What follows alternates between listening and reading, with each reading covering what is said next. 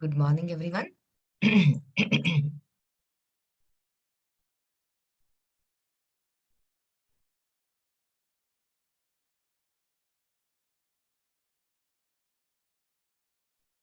I said good morning. Am I audible?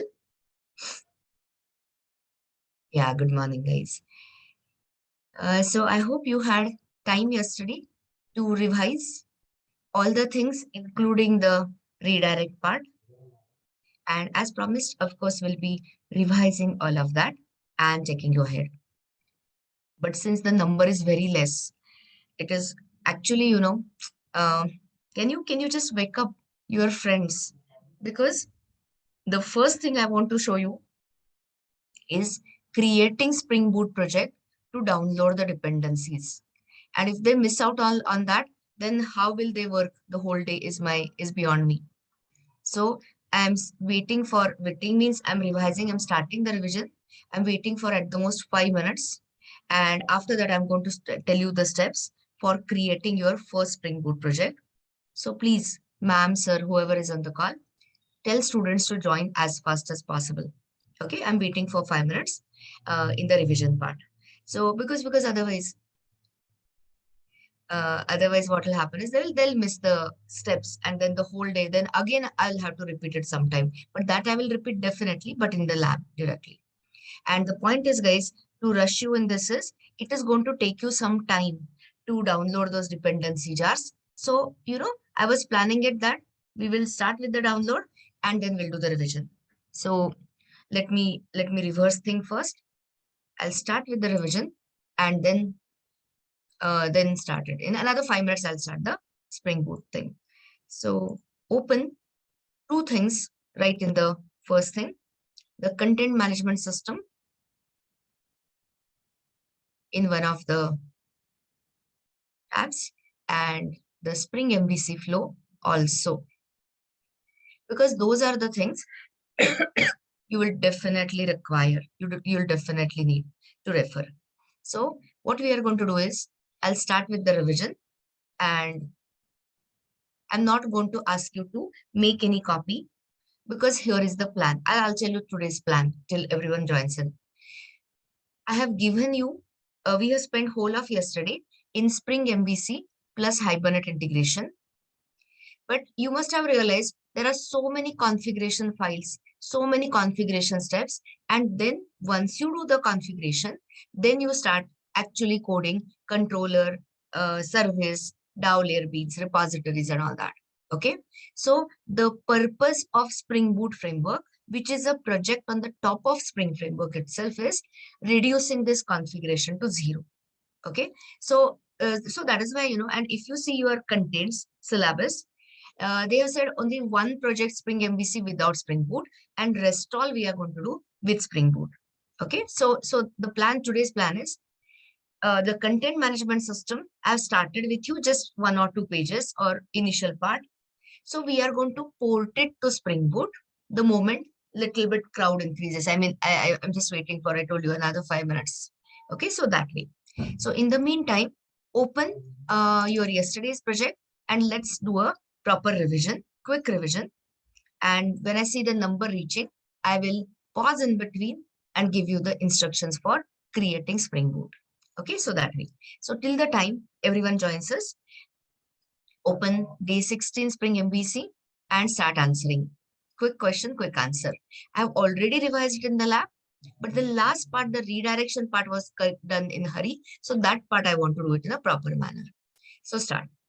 Who is delivering the index page? Is it a Spring or is it a web container? Is it a Spring container or is it a web container? Everyone knows it is a Spring container. How do you know? After a while, just check your web XML and check and tell me. Is it containing any welcome file or welcome file list? Answer is no.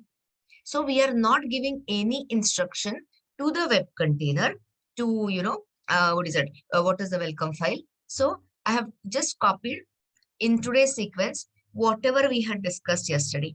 So which is the first request coming to our web application, HTTP some host some port, day 16. Day 16 is like today, day 17, Spring MVC. So do the routing fast and we'll reach the redirection part fast. Okay. So can this be intercepted by your front controller? This request which is ending in day 16? Of course, yes. As long as you don't have a proper any extension, it can be intercepted. So who will, I mean, okay, let's say this properly. So front controller consults whom for request mapping or handler mapping purpose? The name of the bean itself is handler mapping. This is the interface name, this is the class name, and it internally maintains a map. So you tell me, what will be the key and what will be the value? It's a complete recap. What is the key which it will send for the first request? It's a slash as the key. Okay, because we have not given any URL pattern. And what will it return? So for that, I don't even want you to memorize anything. So please open controller package, com app controller. Base package we are given as com.app. So all the Spring Beans which are managed by Spring, which are controller, DAO, and service. Don't ever think that POJOs are managed by Spring. Who is going to manage the POJO lifecycle? Web container, Hibernate, or Spring? Who manages the POJO lifecycle? Transient to persistent, detached, removed. Tell me, pick up one of the options. Is it a Spring container? Is it a Hibernate? Or is it your this thing? Web container? Of course, Hibernate. So, other than POJOs, your controller, DAO, and service are all Spring Beans. That is the Java objects whose lifecycle is managed by Spring Container. Got me? Okay. So which is the controller you're going to open? Homepage controller. And when you see this, everyone can understand now, this is the third day almost, that the key is slash, and as a value, what is it going to return? Fully qualified class name of the controller and the method name also. Okay. So come back to this part. And you can see what is it will return? Homepage controllers show homepage method. But take a minute. Is this a, what is it called? Singleton or prototype? Lazily loaded or eagerly? Lazy or eager? You know the combination. It is singleton and eager. Means Spring container, which has been started by dispatcher servlet, which is loaded on the startup, has already created these beans. Okay, so what your front controller is equal to dispatcher servlet has to do, simply call the method. Okay, so this is how the control reaches our request handling controller, or simply say handler. It is handling your request processing. So this is your handler bean. Now take a look at it and tell me, what is it returning? If you don't have a redirect keyword here in a string, what is it taken as? Is it taken as a forward view name is equal to logical view name, or is it taken as redirect view name? Everyone understands it? That is why, guys, I was preparing you all these days, client pull, server pull, etc. It is taken as a forward view name is equal to logical view name. When I say in the middle of night logical view name, it will be definitely sent to view resolver for translation from what to what? Tell me. Translation from what to what? Logical view name to actual view name. Got it? So now who is returning what to whom? Our handler is returning the logical view name to the dispatcher servlet. Dispatcher servlet checks, is it a redirect view or a forward view? No redirect prefix. So of course a forward view. Gives it to whom? Gives it to the view resolver bean. View resolver bean simply looks at its prefix and a suffix. So we have already given. WebINF is a particular J2E compliant name. Views is the name I have given, which I said yesterday. You can replace it by JSPs or results or pages or anything. It's your decision. And the suffix we are currently using currently JSP as a view layer technology. That reminds me, yesterday, guys, I had uploaded somewhere in the night this project also. So have you installed it? NPM installed it? Only one yes. Okay, so guys, then what is the point in me uploading the project? See, when I'm taking the efforts, I want you also to take the efforts, okay? So you have a lot of time. Don't worry. You are not lagging behind. Today, whole day we are going to spend in Spring Boot. One more interesting technology you are going to learn. First, I'll take you to JPA. And Sumit, no, it is a tried and tested one. So you'll have to try it better. So has anyone successfully tried it? NPM installed the project? Successfully tried NPM install? Okay, so these guys are supposed to help others. I'm not going to spend time in giving reactives, guys, because as it is difficult for me to complete Java. So taking React also becomes a little hard. Okay, so help each other and get each other's bugs solved. Okay, sorry. So coming back to the point, currently we are using JSP as the view layer technology. Okay, so coming back to the point, once your view resolver bean adds the suffix of .jsp, the control again goes back to this front controller, dispatcher servlet. Then dispatcher servlet will check, are there any model attributes saved in this return? So tell me, in this case, are there any model attributes we have added so that as a business logic result, it's a yes or no question? Of course not. So there's nothing to really, there's nothing to push in the request scope. So this step is skipped. And what is the default navigation for the MVC controller? Is it a forward or is it a redirect? Server pull or client pull? Everyone knows the answer. It is a server pull forward scenario. I told you long back, polish this, understand this inside out. So it will simply call request.getRequestDispatcher with a actual view name and forwards the clients to the view layer. So the job of the JSP, see, MVC is all for separation. So the job of JSP is to generate the dynamic response. Okay, so that dynamic response is sent. Control comes back again, all the way back to the front controller. And with that generated response, but front controller cannot write any generated response because it's a forward chain. Only the last page in the chain can generate the response, and that response is finally sent back to the client, finishing, completing first request response loop. Tell me, is everyone clear about the first request response loop? I'm of course going to revise it till redirect, but now I can see 195 is a decent number, better than 150. So now I'm going to give you guys the Spring Boot steps. Those who joined late did not hear me. So here, okay, I'll tell you where I have given you. I've given you 2 days back. Wait a second now. So I think day 15 help or day 16 help. Somewhere I've given you. Oh, so day 16 data, please open. I'll also open with you. Open day 16 data, day 16 help. And can you see Spring Boot there?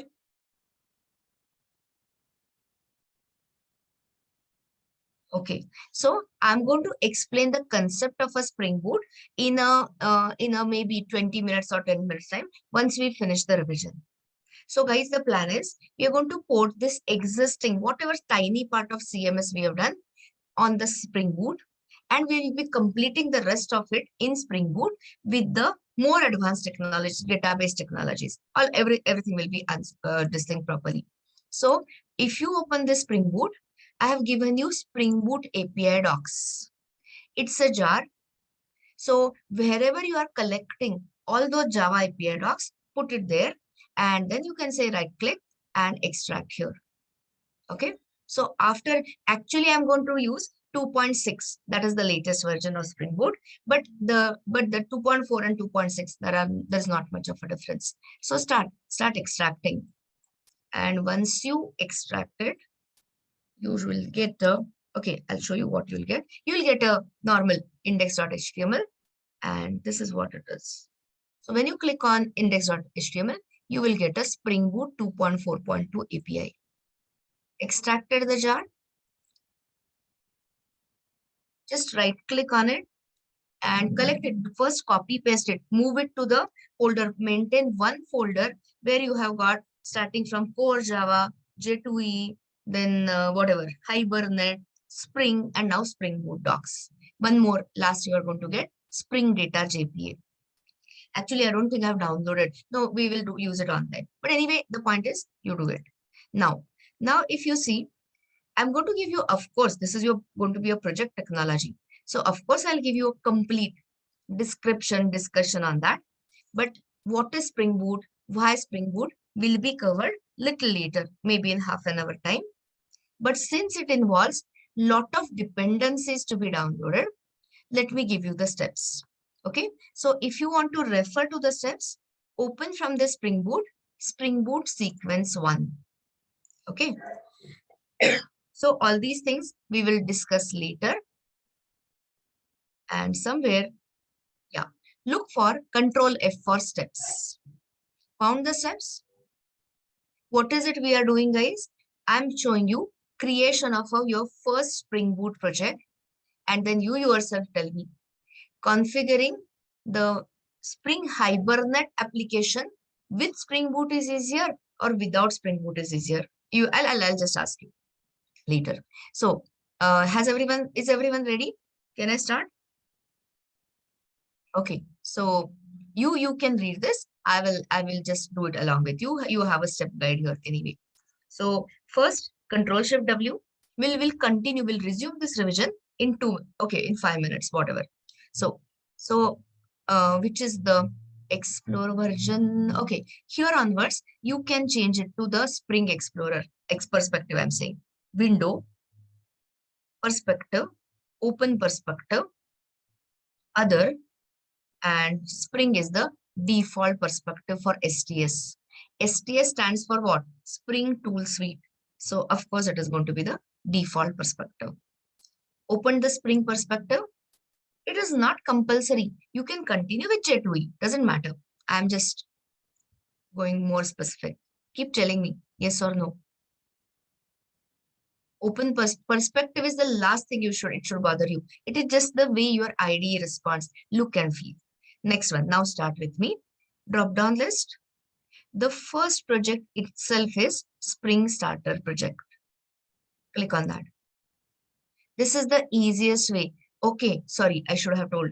You need a steady, good, non-interruptible internet connection, because this is going to start a lot of jars downloading. If it doesn't happen immediately, you have 10 o'clock break, and at that time you do this. Okay, so let me not waste time. This is your logo of Pivotal entering Spring Boot. So don't change anything. So currently, let's make it day-wise. So I'm calling it as day 17, Spring MVC. Of course, it will have Hibernate and everything. Just, okay, you can say this so that later you will remember. If the name, it's day-wise I'm maintaining, you can say Spring MVC Hibernate. Okay. So this is first thing. See which is the project management tool it is using. There are two options. One is Maven, one is Gradle. But you don't have Gradle in your contents. So we are continuing with Maven. So I was preparing you for Maven all these days. I'll give you more readmes and all these little more information about Maven later. Next one. Since we are building it as a MVC-based web application and not a REST API endpoint, tomorrow morning, by this time, we will be developing the backend for the React frontend, which I have already shared. So spend some time in today and keep the React frontend installed. npm install and say npm start. I'll show you sometime in the lab session. It is just an employee list CRUD operation. You told me what I asked you, what ma'am had taken. So very similar thing I am giving you. So anyway, so here change the packaging to WAR since it is a web MVC application. By the way, you can also bundle it into jar. First, I'm showing you with a WAR. Java version, we have already got this. But if you see the list, it supports Java. See, there are 3 stable versions, LTS version. So it supports Java 17 also. So after settling down and after you get the confidence, then after you download Java 17, you can port it to Java 17. But the most stable release I have found in the recent times is Java 11. So we are continuing with Java 11. Currently, you can't change Java 17. You don't have a JDK 17 here. And all this is same. So group ID is nothing but the reverse domain name. You know now. Let me not waste time on the things you know. This is your Maven. So Maven based Spring Boot. So let's say example.com. Artifact ID, it gives you same as project name. This version is, it starts with 0.0.1 snapshot. You can change it in the generated pom.xml file and add this as, I mean, let's have a proper description. Spring Boot with Spring MVC and Hibernate based this thing, web application. It is not a REST endpoint. REST endpoint is your API provider, and the front end is going to be API consumer. That we are not doing it today. We are starting from tomorrow onwards. So this is it. Spring Boot with Spring MVC and Hibernate based web application. So it is a monolithic. It is not a full stack application. It is a monolithic application. And since guys, it is asking you which is the package, which is the base package. So we are going to copy. I'm not going to waste your yesterday. So whatever we created, little bit, POJOs and the DAO and the service and the controller are in com.app. So change the package name to com.app. Okay, so these are the things we have changed. So what I'll do is, just a second, I'll hide this floating panel and I want to take a, I want to take a screenshot in case anyone requires any latecomers, late risers. So we have so many of them around. So for them, okay, now, so is everyone this thing here completed this? Can I move on to the next screen? The next screen is very important. So tell me guys, the recently we've been creating for almost past week, all Maven based project. So you did not, still you are finding it difficult to find, load and all. But the point is, I had already done the hard work and identified the compatible dependencies. So I'm going to give you literally 20 reasons of why Spring Boot. One of the reason, see it immediately. Do you have to copy my pom.xml from anywhere? Absolutely not. These are all the modules, your Spring Boot, which is the layer above the Spring framework supports. And you just not drag and drop, you just pick and choose, like you do it in your card, right? So let's start telling Spring Boot, this is what we want, and see the Spring Boot magic. So first thing is, I want a web project, right? I mean, we want to create a web MVC. So simply type web here. It will give you what all you want. So choose Spring Web here. See guys, the dependencies, the selected ones are coming here. I'm going extremely slow, so I don't think anyone should lag behind. Those who don't join, I can't help them. Is it clear? So just take a cursor here and read a pop-up help. Build web, including RESTful APIs using Spring MVC. Okay, so today we are doing a standalone project, monolithic web application. Tomorrow we'll be splitting it into front end and a back end. REST APIs, RESTful web application. Spring MVC is going to be the constant, meaning so much time I'm investing on that front controller, handler mapping, and the whole flow, same flow continues. Got me? So it is a step-by-step learning. And read the best news. Hereafter, when you enter Spring Boot, do you have to add the external additional Tomcat container, or is it going to be bundled as the embedded container? Read the pop-up help and tell me. Embedded container or not? Embedded container. So many ready-made things you're going to enjoy, you have no idea. Okay, I mean, of course, those who know Spring Boot have an idea, others. Okay, so Spring Web done. Same thing for RESTful APIs as well as web application, same. Next one, you cannot imagine anything without SQL, without database. So look for type SQL and you can see so much of a support it gives you. So here, of course, we are doing. So the top of the ladder for our database is something called as Spring Data JPA.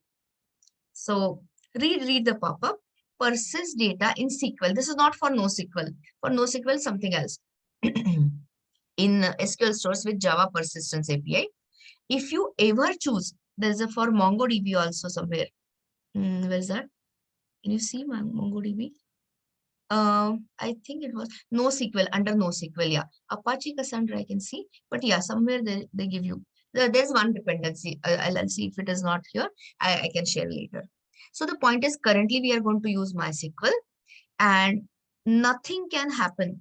Even though when I take you to high-end framework, Spring Data JPA, what is it going to use? A JDBC driver. So have you done the selection? So you have selected Spring Data JPA and MySQL driver.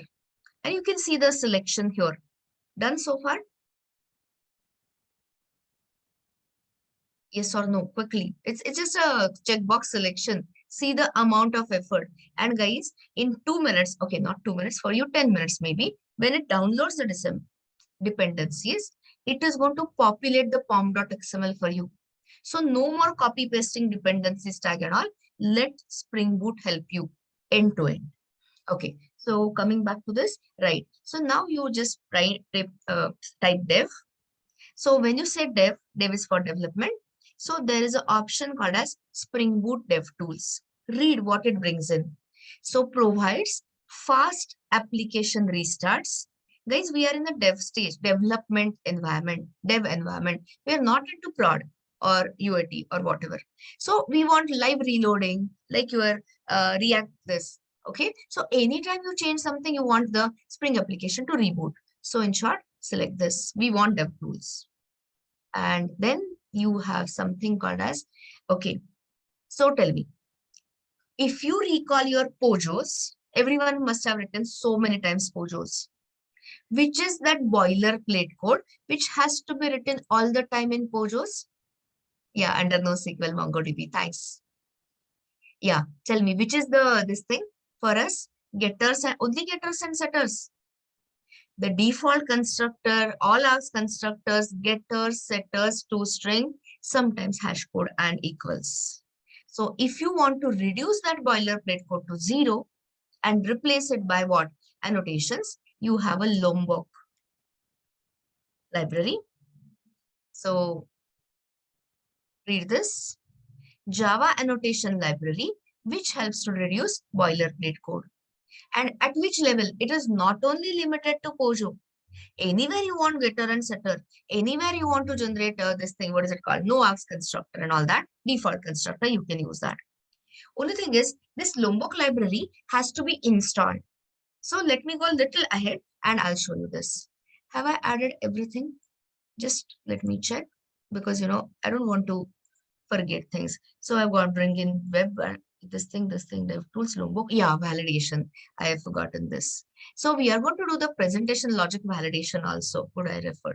So please check here. I mean, just type valid and not today. Maybe when we enter Spring Boot API, even though you have a front-end validation, it is always considered as best practice to do the back-end validation of the data. So select validation. So there is something called as a Java Bean style validation with Hibernate validators. Bring in that. Got this selection? I'll just take a screenshot. Again, I think everyone has joined by now. But anyway. Oh my God. I said escape by mistake. Anyway, it takes me a minute to bring this. Anyway, it will be a revision for you. Now I'll go faster. So I lost. I said by mistake escape and I lost it. No worries. Day 17 Spring MVC. You just sit back. Don't do it again. A minute. All this is fine. You tell me if I make a mistake. App and the description has to be better. Spring Boot or building what will be a web application using tomorrow REST APIs using Spring MVC.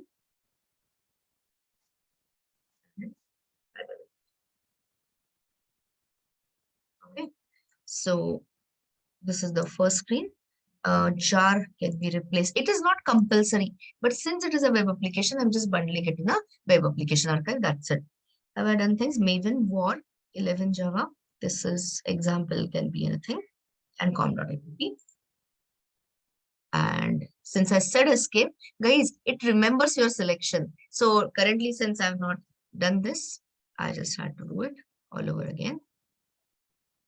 DevTools, SQL, Spring Data JPA, and MySQL driver. And you got, what is it got? We want Lombok. And we want this thing, validation libraries. Okay, so am I DevTools, Lombok, validation, data JPA, and R? Yes. So now go to the next one. So it is asking you, I hope you are understanding, you have to be online. I mean, of course you are online, you are in Zoom meeting. So it is bringing in all these dependencies, the latest Spring Boot version, stable version, final version, GA, general availability is 2.6.3, and say finish. And if you open this, it is going to download tons of dependencies. For me, I had, of course, I've been working for the last, a week on the latest project. See, it started long back. It is 2.6.3. So some of the dependencies it is creating.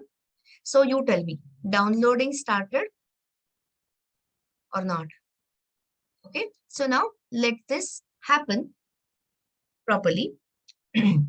Looks like some things are getting started here, but of course, so it will happen much this. Some of the downloaded things are getting here. So ignore that and let us focus on the remaining part of the revision. Okay, so even in my case, it is downloading certain dependencies. It keeps changing, guys. Every month or so, or 2 months or so, they keep upgrading Spring Boot. And the moment they upgrade Spring Boot, the related associated dependencies also change. Okay, so let it takes its own time. So now, this is the thing I wanted to start parallelly. Okay, so you don't have to keep looking at it, how it is downloading. Okay, so continue with the rest. So we had rest means not restful, not representational state transfer, remaining part I'm saying. Okay, so now where we had reached, we had finished the first request, first response, and index page is given to the client. So now you tell me when, where are we? SRC, main, web app, webanf, use, and index.jsp. So start answering fast because I want to reach there fast. So when client clicks on user login, what will be the URL pattern client will send to the server? Which is the URL pattern it will send us? Everyone gets it? /user/login. Same story I told you already. I must have repeated it 10 times. So it will be more 10 or 100 today, whatever. So coming back to this, can it be intercepted by the front controller? Yes. Front controller gets it to the handler mapping. Handler mapping returns not null. So the moment you hear user/login, which is the controller we have mapped to this particular URL pattern, obvious answer, user controller. So guys, I'm giving you a projective. In your projective also make a sensible naming wise mapping. Otherwise you yourself will not know which controller, which service and all of that. So giving you the proper advice. Proper, what do you say, naming schemes. So open user controller fast and tell me dispatcher servlet will call, or your whatever. Okay, let us skip that step. Dispatcher servlet will call which method? Show form phase, show login form, or process login form. This I have already revised. It's a quick revision. Of course, show login form. Are there any model attributes here? No. We will not ask for it. We don't require it. It's just a showing the form business. And as usual, who is returning what? Your handler is returning a logical view name, forward view name, or a redirect view name. Tell me, what is it? What is it returning? A forward view name is equal to logical view name to dispatcher servlet. Correct? So, sorry. So here, you should follow this. Keep this diagram drawn on a paper, piece of paper or whatever. Or okay, whatever. So it comes back to front controller, gives it to view resolver. View resolver will simply translate it into actual view name. So now tell me, which is the page, which is the, where the dynamic response will be generated in the login.jsp. So which is the next page you should open? From WebINF views, user login.jsp. Everyone is clear how the flow is, how the flow reaches login.jsp? Zero questions? Okay, we have not yet come to the TRG pattern. We are not there. We are little away from it. Okay, so where are we? So now we are under the user specific actions, which is login.jsp. And here, currently this message is all null. We never set any attribute. So EL syntax prints a blank. And this is just a usual form with a very small change. When you don't mention the action, what is the default action? The same URL. Yeah, the same URL. So now this I had just copied. We had anyway discussed this. So when the form is submitted, after the client, submits the form, since the action is, I'm so sorry, action is post and method is default. Sorry, I did reverse. Sorry. Method equal to post and action is missing. The form is submitted to the same URL, but this time with method equal to post. Okay, so now come back. Can it be intercepted by this dispatcher servlet? 100% yes. Sends it to handler mapping. Handler mapping returns not null. So again, the whole business is in user controller. So this time, which method it will call? Show form or process form? Everything is in building, understanding the flow, guys. Okay, so of course, process form. Why you are saying? See this, post mapping. One half of the URL pattern we have already added at the class. So it becomes so easy. All user-centric actions starting with the URL pattern of /user will be written in user controller, which will be one more common action, logout. I'm not doing anything specific for admin logout separately and customer logout. So whatever you can put it in a common, we will be putting it in a user controller. Okay, so coming back. How many dependencies are we asking from the container? Answer is 3. So first 2 are what? Request parameters.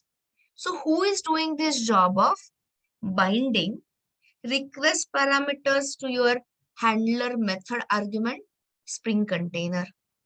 And today you will not be impressed because request parameters are also string and my method arguments are also string.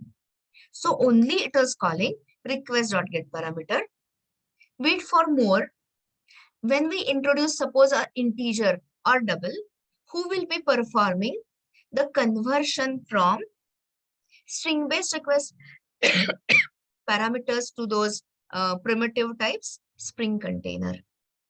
But you will say that was happening with a web container in Java Bean also. So what is great about it? The great thing about it is, even if you pass a date, you remember in the Java Bean, we had to parse the date. Remembering or not remembering? In Java Bean, we were having some published date or something. We had to do the parsing from string to local date. Here, who will perform this conversion? Spring. Of course, there you will have to tell Spring container which is the date time format and all. So everything will be done with the annotation. And later, maybe tomorrow, I'll see how it goes. I'll show you a beautiful technique of form binding, which you know from React. So all this form data can be bound to a single complex object. Complex object means user-defined objects such as employee or user or administrator, whatever. So all of that and much more later. The moment you say model map, it is a map of model attributes. So tell me, if you want to remember the, if you want to keep the request scoped attributes, which one will you use? Model map, because whatever you keep in the model map is automatically added in the request scope. Who will add it in the request scope? Programmer or Spring container? Of course, Spring container. Okay. But soon we are talking about redirection. Soon I'll be talking about remembering the client from, login to logout. So will this model map be sufficient or insufficient? It will be insufficient. Why? Because its scope is current request only. So tell me, which is the minimum scope of attributes you need for in a client pool? Is it a request or is it something else? Session. Session scope is the name of the map, but the scope name is session. Got it? So we will be soon changing sessions to session scope, and then all your whatever information you have put in the earlier request will be visible over time. Okay, so coming back here, who is calling whose method? Controller is calling the service layer method. But are we doing IOC or are we doing the conventional programming? Inversion of control. So instead of user controller, as in a dependent object, creating the dependency in the constructor or something like that, we are going to we are going to rely on the Spring container to make the dependencies available. So you go, let's do it a little faster, otherwise we waste, not waste, but okay, we spend a lot of time. So here, go to the service layer, and in the service layer, we had user service implementation. So tell me, is service layer really doing much, or is it simply calling the down layer method? Is it having some business logic or just calling the down layer method? Simply calling the down layer method.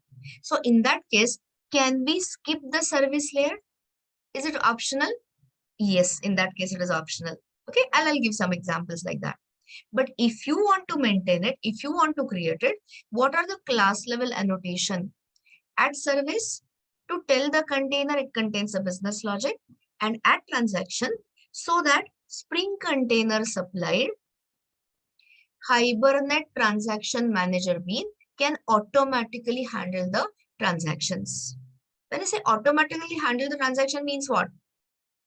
It will begin the transaction when you call any method from this transactional layer, and when the method returns, it will automatically, it means the Hibernate in background will check, is there any exception or no? So if there is an exception, tell me, will Hibernate perform dirty checking or not? This I had not said yesterday. So I'm asking you every day new thing. Of course, no. In case of exception, it doesn't want to do the insert update delete, right? So it won't do the dirty checking.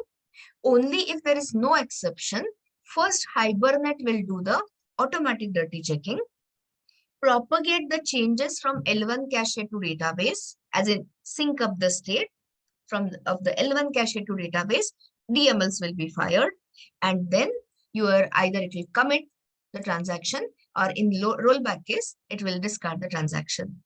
But what is common? Session closing is common. So when you say session close, your persistent context, which is your L1 cache, is all destroyed. Session is what? A thin wrapper around a pulled out connection. So that connection returns to the Apache supplied pool. We are no longer using Hibernate, for giving a connection pool, and then the session is closed. And then the data returns to the caller. But the great thing you saw yesterday was thinning down, complete reduction of boilerplate code in the DAO layer. So open the DAO layer as a quick look at it. Okay, and here you saw, okay, sorry. So what is the class level annotation? @ repository. Without it, it won't work as a Spring Bean. Okay, so anytime it is not working, just check the annotations. And what is the dependency of a DAO layer? Everyone knows that. Singleton, immutable, thread safe, heavyweight, session factory.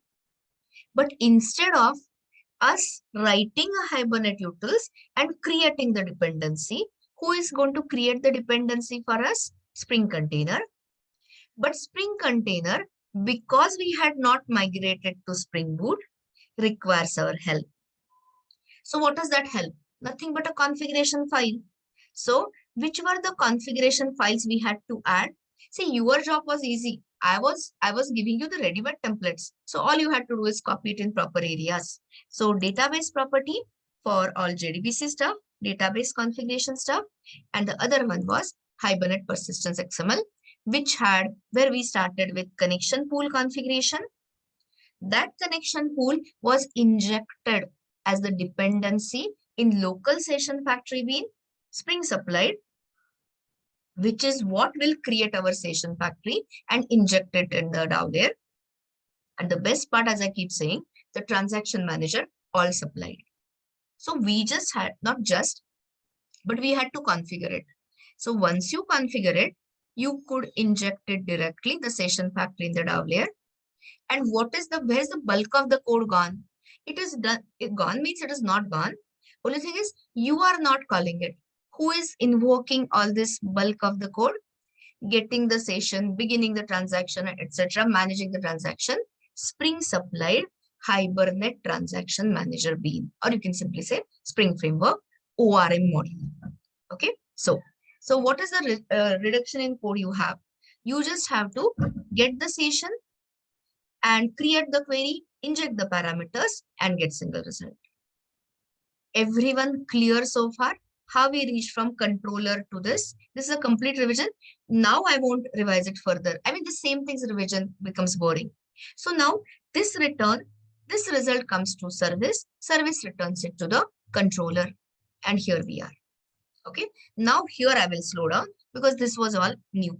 So tell me, in case of successful login, what will okay, it's an interesting question, so I can't resist. Wait a second. Here, listen to the question carefully, and suddenly you'll start understanding a lot more. So listen to the question. Here, see, I'm in the DAO layer. Okay, so in the DAO layer, can you tell me, in case of successful login, what is it DAO layer returning to the service layer?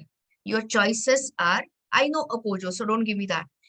Your choice. I want an adjective: transient, detached, persistent, or what is it called? Removed. Which type of a Pojo it is using, returning? Answer correct is persistent. Guys, I said the transaction is still open. If you add a add transactional annotation here, then when the transactional annotated class level method returns, then the transaction is closed. So tell me, guys, let me speak in simple English. After this method returns, is the transaction yet over or not yet over? Tell me. Not yet over. Means what? Session is closed or not yet closed? Not yet closed. L1 cache is existing, persistence context available, or already over. Session scope basically still on. Get me? So you're going to build things on this in your projects and all, on this fact, on this understanding. Next one. So what is it we are getting here is definitely, what is it called? Persistent Pojo. How do you confirm what I'm saying is correct or not? Just don't return it. Assign it to user. Change something like password or whatever, and 100% update query will be fired in the database. Because you know for a fact, when you change the state of the persistent Pojo, the changes are reflected in the database if it is a persistent entity. That is how you check whether we are correct or not. Now the next question. What is service layer returning to the controller? Transient, persistent, detached, or removed? Why only so few answers? I want hundreds of answers. Of course, detached Pojo, because at this point, the transaction is over. So coming back to the point, what you are getting here, DAO returns to the service, persistent entity. But after that transactional method is over, the transaction is over, session is closed, persistent cache is gone. So this is definitely detached. Okay, so going forward, I'll take the invalid branch first. So can you tell me, if the credentials were wrong, which is the exception DAO layer will throw? Everyone knows it in the middle of night. Which is the exception? No result. So this try block will be aborted. You come into this. No result exception extends from, it is unchecked exception. So guys, yesterday some of you are making mistake. So please highlight. Every time it may not be a no result. It could be your programming bug. So identify the exception. And in case of this, we don't want to take the user further in the system. User has simply not logged in. So take him back. We want to take him back to the login page, but with a error message. So answer this quickly. What will be the scope of this attribute? PRSA, page request session or application. 100% request. And why I'm happy or why request scope is sufficient? Tell me. What is it I'm returning? Redirect view name or a forward view name? F or R? Forward view name. Forward view means what? Server pull or client pull? SP. So we are forwarding the client to the view layer in the same request or in the next request? In the same request. So is request scope sufficient? 100% yes. So this was the explanation of forward view invalid branch. Okay. Now we had done step by step everything with you in yesterday's lab. So in case of successful login, initially we were saying, you remember we were also using the forward view. We were calling the method right here, which was so messy all together. User validation also and getting topic list also. It is a mixing up of concern. And we were, earlier we had not written this redirect keyword. So if you write only /customer/topics, tell me, answer me. Forward view or redirect view? Quickly. If I drop this redirect keyword, forward view takes the client to the topics page in the same request or in the next request? Same request. And if the user refreshes means sends multiple requests, what was the disadvantage? What was the problem observed?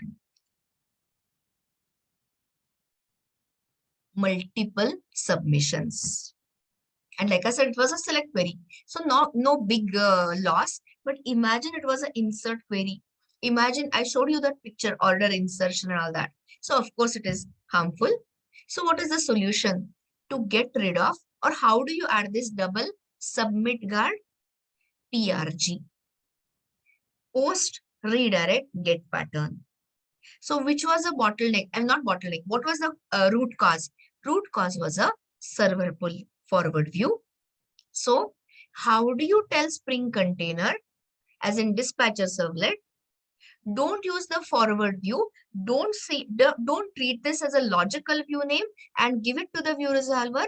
Instead, send the direct response, temporary redirect response to the client in one word. So how do you tell all of this to the container? One catchphrase, I mean one keyword, redirect colon and slash. So now I have already written the description. You can keep it. I would just like to explain it and go on to porting everything to Spring Boot. By the way, guys, is your progress bar over? Is your Spring Boot dependencies downloaded? Okay, some of you are saying yes.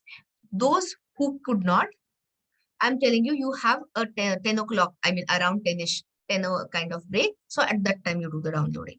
Okay, anyway, I'm not finished with the revision. So don't worry, you still have 5 more minutes or whatever. Okay, so let me open this thing here. Now, so what happens is here, our user controller is sending here a redirect view name. Okay, so if you want to make a change, I'll just choose a different color maybe. So who is sending what to whom? Your user controller is sending. See the different type of responses we are sending. Earlier, we were sending simply a logical view name, model and view. Logical view name, but internally added with model map. And here I'm saying we are sending here redirect colon slash something. What is it? Customer slash topics. Okay. So in this case, this comes to the front controller. So start answering fast so we can actually do things today.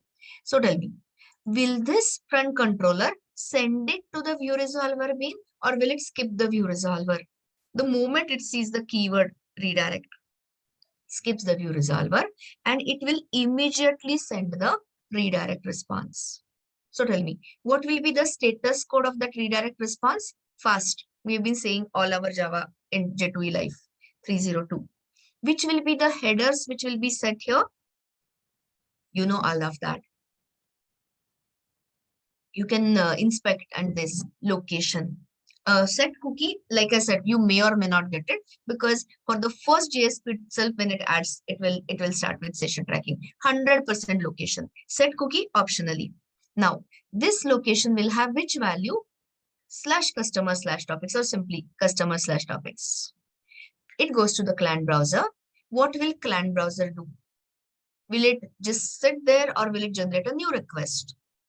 It will, of course, generate a new request. And what will be the URL of this? Sorry, not URL, URL pattern of this request? Ending in slash customer slash topics.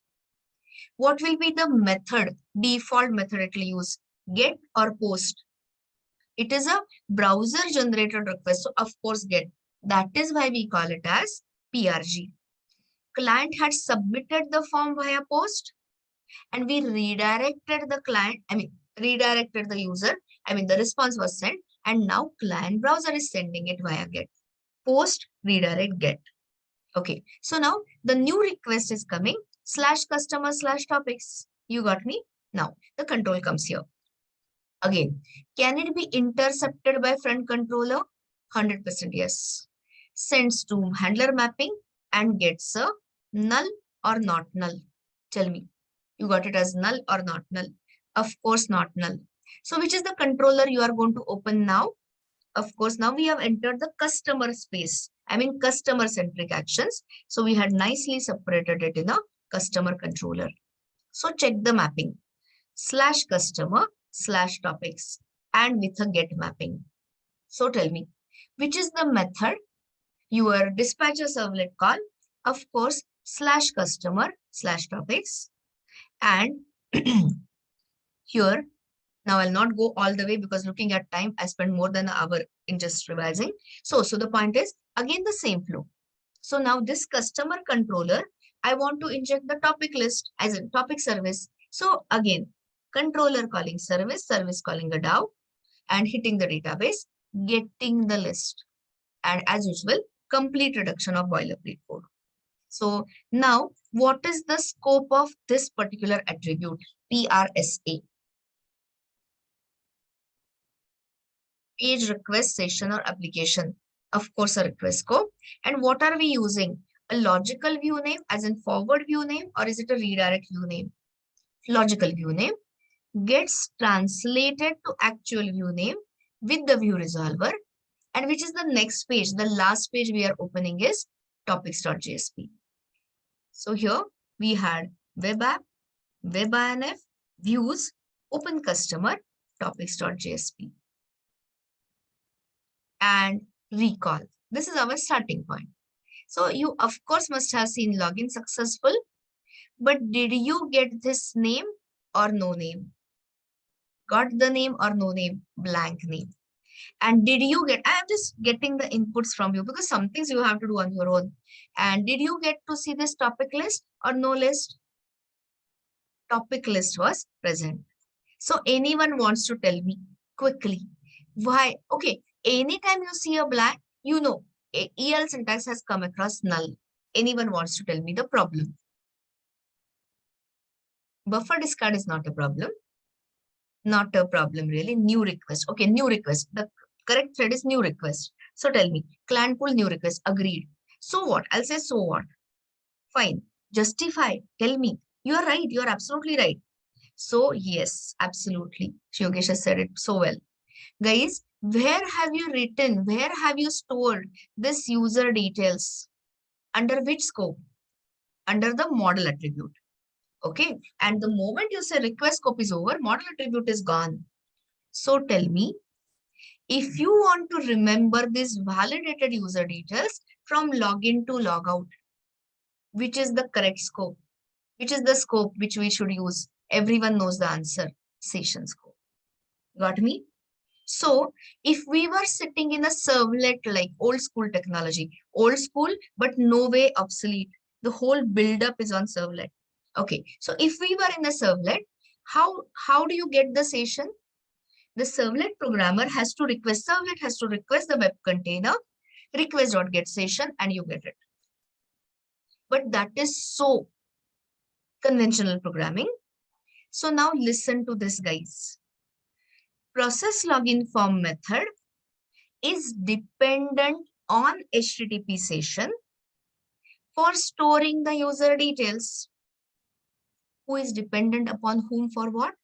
This method, this request handling method is dependent on HTTP session for storing the user details. Understood my statement? Okay. So should you do the request.getSession business, or should you simply order the container to get you the session object? In short, IOC or conventional programming? IOC.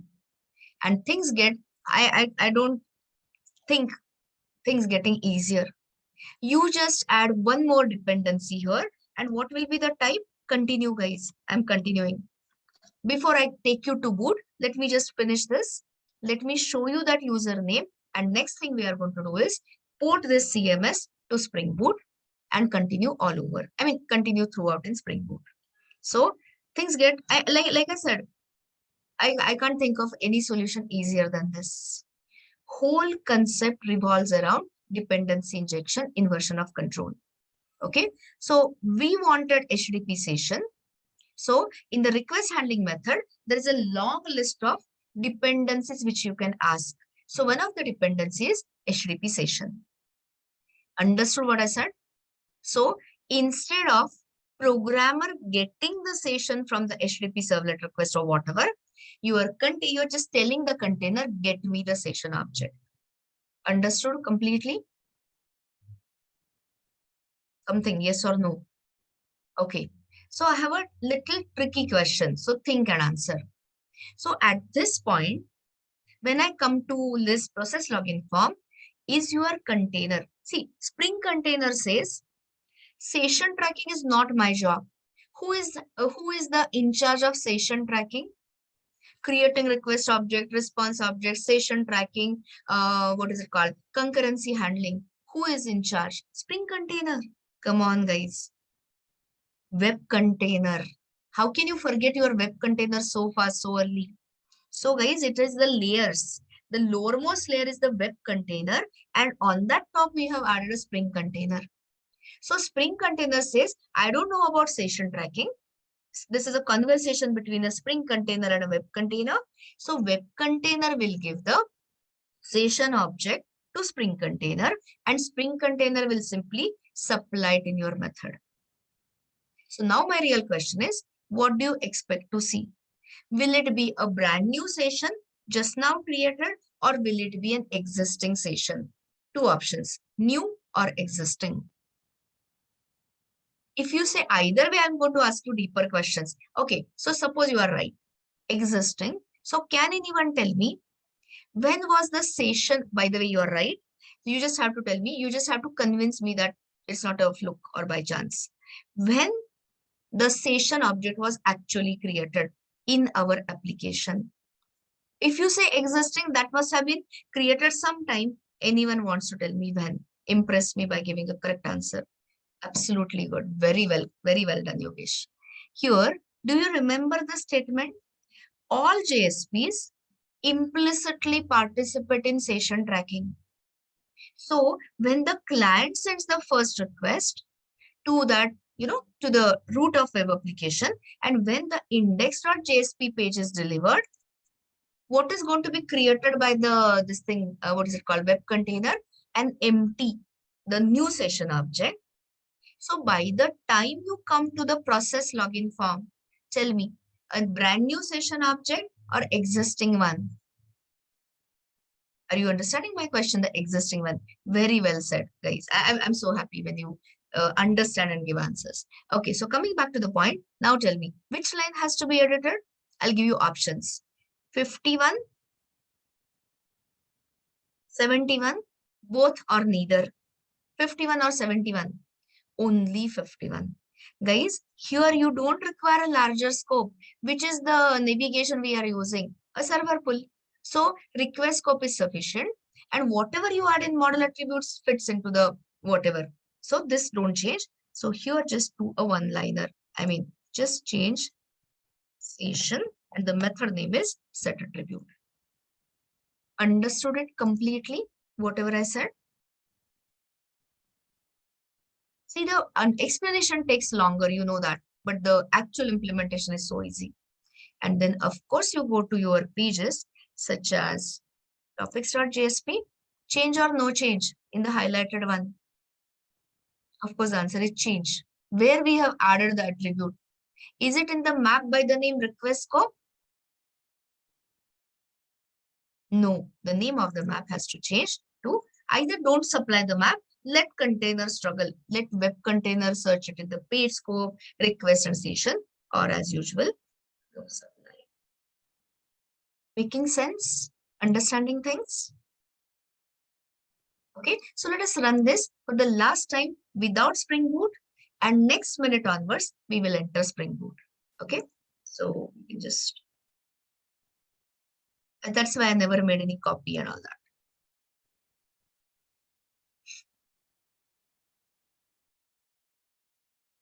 Watch the console as always, guys.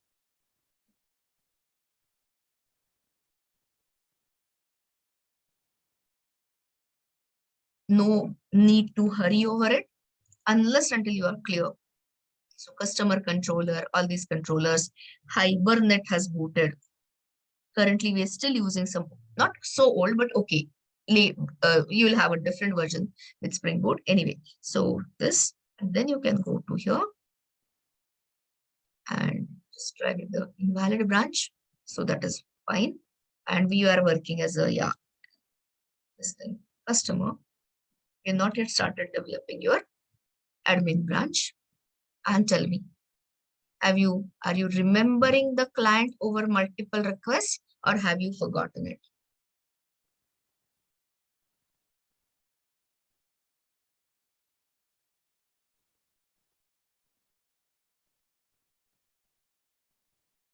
A redirect attribute is yes, Kanad. You are talking about a flash map. So flash map is a intermediate. This is not the use case. Let me ask you, Kanad. This is something ahead of time, so others can ignore. Because Kanad has done some R&D on his own, so I have to talk to him. If you want to, exactly, if you want to remember the client details only till the next request, then we go for redirect attributes is equal to flash map. I'm going to take that. But here, do you want to, Kanad, do you want to remember the clients only till the topics page or look at our case study or till the logout page? Where's that logout page? Okay, there's a drawn properly. So I want to remember the client till the entire logout. I mean, between so many requests. So you yourself tell me, is the flash map, I mean, flash scope. I've not yet discussed the flash scope, by the way. Is the flash scope is equal to redirect attributes sufficient or insufficient? 100% insufficient. So I went for session scope. Let me have an opportunity and I will definitely show you all the flash scope as in flash map and redirect attributes in good time. Okay, so I have understood that. I mean, you have given me this that your Spring Boot project is all created. Let's have a look at it. So now stop the server. Spring Boot is going to bring in its own embedded Tomcat container, and you cannot have two Tomcat containers running on the same port. So I'm giving you the instructions, guys. Go to your server. Here itself you can see example and confirm, is the Tomcat server stopped? Tell me yes or no. Stop, because otherwise you'll have problems. Now you can say Control Shift W. We are entering formally Spring Boot. I'll give you the whole idea about it. Let us just configure and test it first. Okay, so here I can close this boot dashboard. Require boot dashboard. Okay, so package explorer. Just a second. Yeah, fine. So let me close earlier project. Yeah, so you will see D17, you should see Spring MVC Hibernate, whatever the name, using Spring Boot and DevTools. Getting this completely? It just got, see, today it took you so much time. Create this multiple times. Now your all dependencies are downloaded in Maven repo, so it will not take you more than half a minute. So guys, get a feel. Is this any different? from what you have been using? Absolutely not. Which is the project management tool we are using? Maven or Gradle? Maven. So you already know SRC main Java, SRC main resources. We have not yet tapped the test cases, something I showed you, but will of course expand.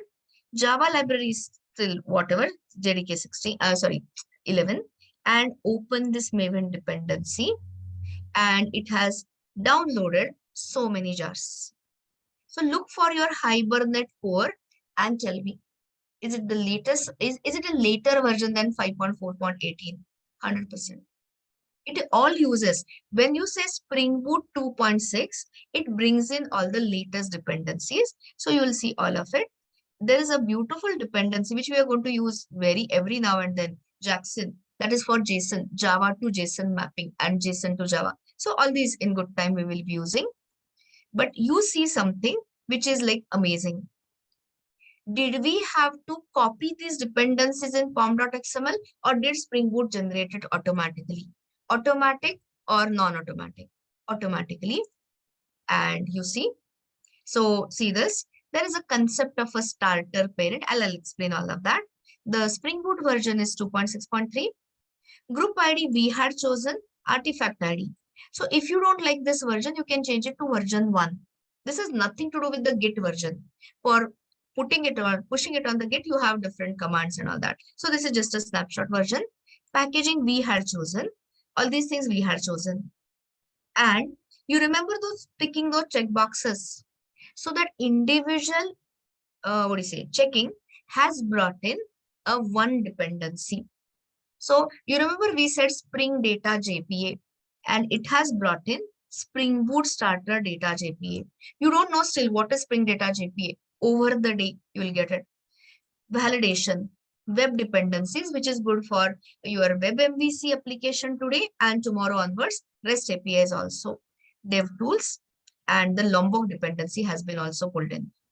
So you can see the plugin, the only one plugin it requires is Spring Boot Maven plugin, all done. Is the pom.xml showing correctly? If you are downloading jars or something has failed, then you will start getting red crosses. Otherwise, it is like a foolproof thing. Works 100%. Okay. So this is it.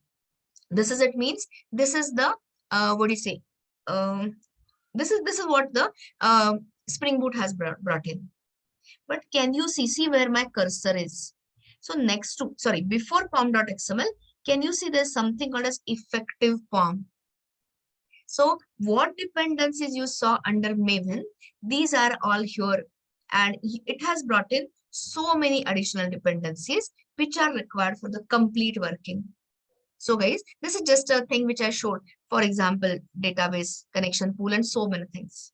Okay, so it has pulled in all the dependencies. These are all the internals. So you can switch back to pom.xml, which we have actually selected and generated.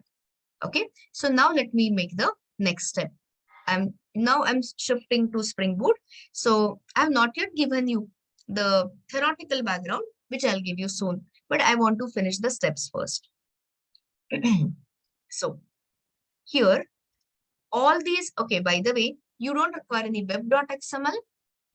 You don't require spring-servlet.xml. You don't require your Hibernate persistence XML database properties.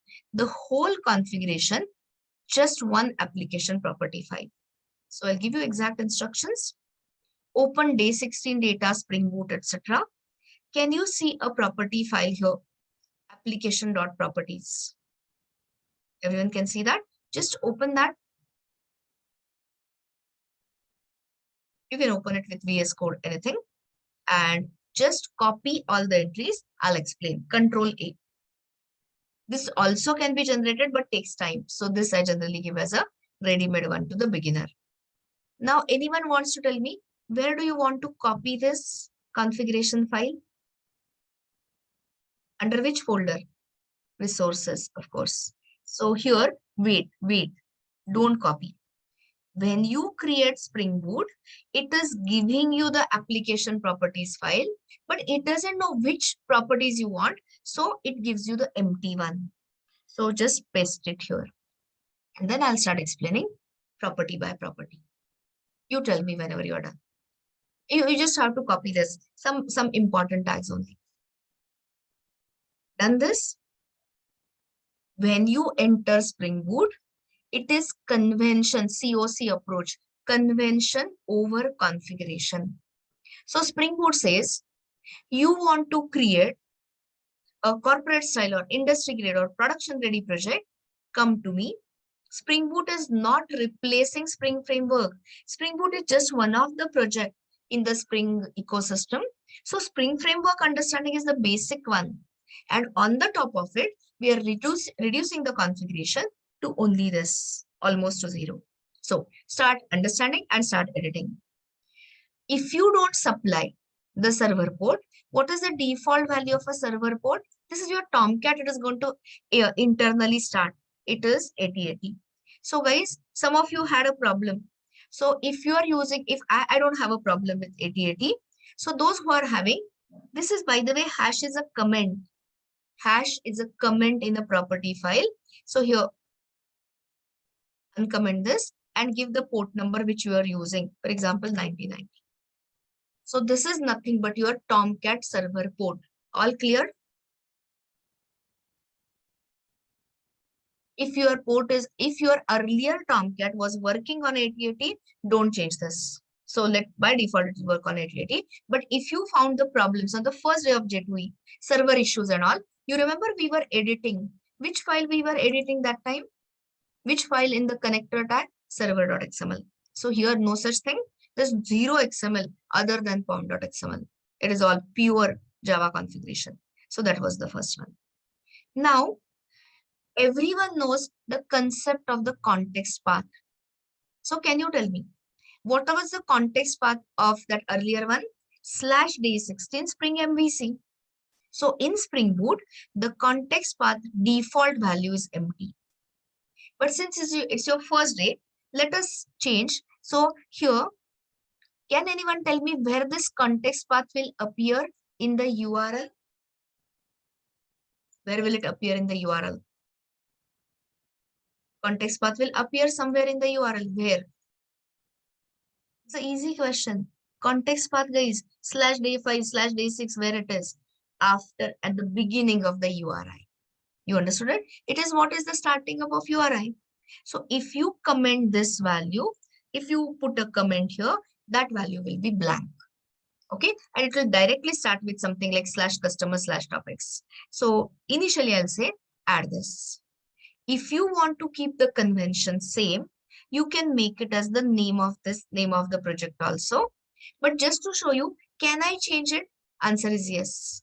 So since it is a Spring MVC application with boot, I've just given name. Let me say this slowly and clearly. Can this be same as your project name? 100% yes. But can it be separate? Can it be different also? Yes again. And when I come to the REST API tomorrow onwards, we are going to comment this property. But in Spring MVC, generally I add. Understood that? Now, I hope this is no-brainer. We have been doing this so many days. So quickly, edit the username and password, and please don't add extra spaces. White spaces can kill you.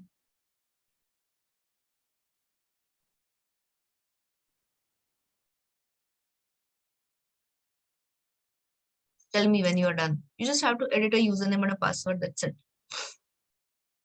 Done. No extra spaces. When I say no extra spaces, if you say delete, it should come to this. And here also, when I say delete, there's no extra space, so come here. Okay. Now, some JPA properties which you already know. So Hibernate properties basically, but it is, you will see. Does Spring Boot directly support native Hibernate APIs? Answer is no. It has got a very deep impact, but that deep impact you will see little later. In short, what it understands, does it understand JPA or does it understand a specific implementer as Hibernate? JPA or Hibernate? You can see from the properties. Hibernate is a wrong answer. When you see Spring.jpa, how can you give me that? So here, Spring Boot does not understand, even though it is going to default use a Hibernate as a JPA implementer, it understands JPA. Do you remember the difference between a JPA and Hibernate? Tell me, what is JPA and what is Hibernate? JPA versus Hibernate. Waiting for your answer. What is JPA and what is Hibernate is the question being asked. Yes. So JPA is the specification. It is the part of J2E specification, and Hibernate is one of the most popular implementer. By the way, I got just one answer, which is crazy disappointing. I've said this 10 times. Okay, people were typing, but still 2 answers is less. 222 people are here. So I want more answers, guys. JPA is the specification, Java Persistence API, and Hibernate and iBaptist and Kodo and JDO and Eclipse Link and all are these vendors. So which is the default vendor Spring Boot supports? It is Hibernate. But will it allow you to access Hibernate native APIs? Answer is no. So all these properties you'll see spring.jp. You can just take a cursor there and you can read. See this. It tells you whether to enable logging of the SQL statements. In simple English, do you want to see on the console when you fire a particular JPQL, what happens? So currently I'm saying true. After your project is debugged, developed, deployed, make it false or simply comment it. I hope I don't have to explain this. This is Hibernate specific. Guys, you have to be smart in realizing. So this is Spring JPA, but I'm configuring a Hibernate specific property. You know this HBM to DDL. You remember Hibernate mapping to DDL, and which was the value we used to give is update. So that has been renamed as Spring. You read instead of me saying this. DDL mode, shortcut for which Hibernate property? HBM to DDL. So I don't think you should have any problem migrating from non-Spring Boot to Spring Boot. This I will show you. You don't require, I mean, we are using MySQL 8, but I've already told you it doesn't require. So I've just given it as sometimes in interviews, people ask you, what is MySQL dialect or what is the database dialect? In case anyone asks, you don't require it, don't uncomment it. Later, I'll show you how do you set the debugging levels and all if a particular module is not working, be it Spring Web, be it Spring Security, be it Hibernate. So all this later. Now, pay special attention to this and tell me. You can understand it so easily. So guys, where were you configuring these properties earlier before Spring Boot? Anyone wants to tell me? Yeah, this is a view resolver bean. I said, where were you configuring these properties? No, in the Spring-Servlet XML, absolutely. So when I say zero configuration, no configuration, all convention, you don't have a Spring-Servlet XML, you don't have a web.xml, etc. Hibernate persistence. So here you can tell Spring Boot framework that I'm using. Are we using Spring REST API, RESTful Web Service? Not yet. This is your Spring MVC web application. And the view layer, view resolver prefix is, of course, I'm using the same values because we are going to port the earlier project, WebInf views, and the standard suffix is going to be JSP. Are you relating to what we did earlier? And are you seeing how easy it is? Zero configuration. We are ready to write the controller and test it, in a minute. Okay. And this property is a very, what do you say? It's a very interesting property, but currently I'm not explaining. So right now, just keep it. So because it will take another 10 minutes to explain. So right now, let it be open. It is open session in view pattern. So by default, the value is true. So I've just disabled it. More on this when I take you deeper. All the entries otherwise than line number 19 are all clear? Yes or no? It is all the recollection of earlier one. So now, so this was one thing. So this is where we configure, just a second. So wait a second. I'm just checking whether we can check this out. Okay. Yeah. So some more little additional steps. Only these steps, whatever I'm giving is only for today. Today as in Spring MVC based web application with a JSP based view layer. So tomorrow onwards, we are going to split it into front end and a back end. And the backend will not have a view layer at all. It will all be having the service, REST controller, service, DAO, and POJO and database, no JSPs. Okay, so the point is, but for JSP based view layer, you need to add the two additional dependencies. You can see, are we using the external Tomcat container or embedded one? The moment you start using it with the this fellow embedded. So you remember Jasper.jar? That is a Jasper component I'm installing for JSP based view layer. And do we want to keep using the JSTL tags till we are in the MVC application, web application? Answer is yes. So please copy these two dependencies. No longer required in web services. Today it is required. So where are you going to copy these dependencies? This is the only thing you have to do in pom.xml. So tell me, under which tag? Obvious question. Of course, within the dependencies tag. So here, go to the last one. This is bringing in test dependency and paste it. Don't paste it in the wrong position. It will start giving you the red crosses if you spoil the sequence. Save it. And see, it is already building it and bringing it. But when you make a change in Maven project, what is it we do, guys? We force update or Maven update basically. So right click. This is all Maven. So that is why I was preparing you for almost a week. So update project and you can say force update. You tell me, then you are done. Which are the two dependencies I have pulled in or rather I have copied in? The Tomcat Jasper component, that is your for JSP, and this is for your JSTL. Let me know whenever you are done. Let the dependencies get downloaded. What to paste? Here, this one, Girish had asked you to open long back Spring Boot sequence. So keep following that sequence. Step number 4, add the following dependencies for Spring MVC. So these are the dependencies. Shall I send you, share with you? I'm sending you. This is already there, Girish.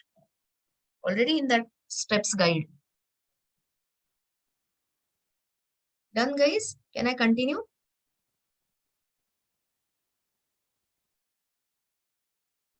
Okay. Next one. So now take a look at this thing. What is it called? Your folder structure. There's something which is missing. Okay. So say Control-Shift-W. I hope you have forced updated it. So it is all properly in sync. Done? Shubham, it is just, I'm explaining the next step. Okay, I'll wait. But do it fast. People are managing. Because this is whatever said, a theory session. Okay. Where to paste? Come on. This is a disappointing question. Dependency. Where to paste the dependency? Within the dependencies tag. Where else? So already we have brought in, the Spring Boot project has brought in. So paste it just before the closing of the dependencies tag. You can put it anywhere. Anywhere means, okay, don't quote me wrongly. Anywhere within the dependencies tag. Dependencies plural, dependency singular. So put it inside. Got me, Shubham?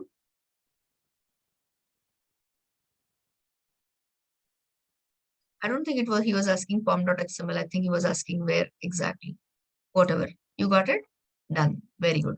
So now read the next step and we'll go. I'm literally doing it so that even if you don't remember, even if somebody is missing or whatever, he or she can still refer to it and do it.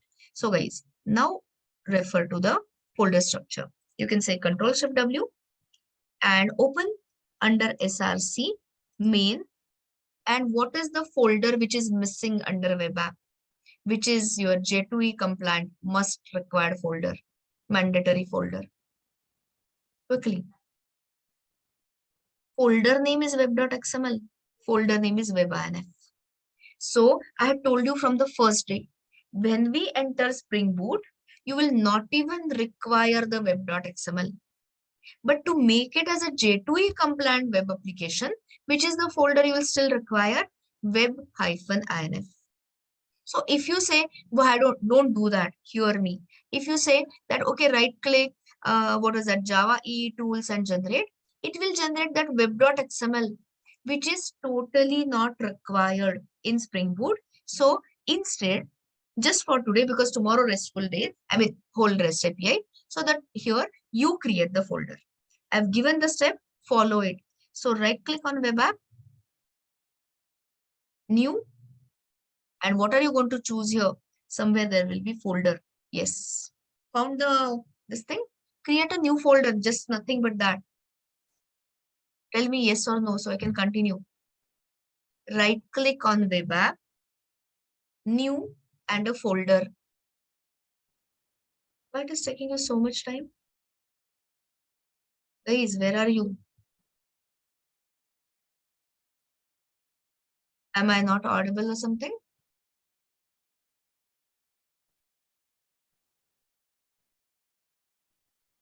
Okay, done. Sorry. I did not see your message. My mistake, my bad.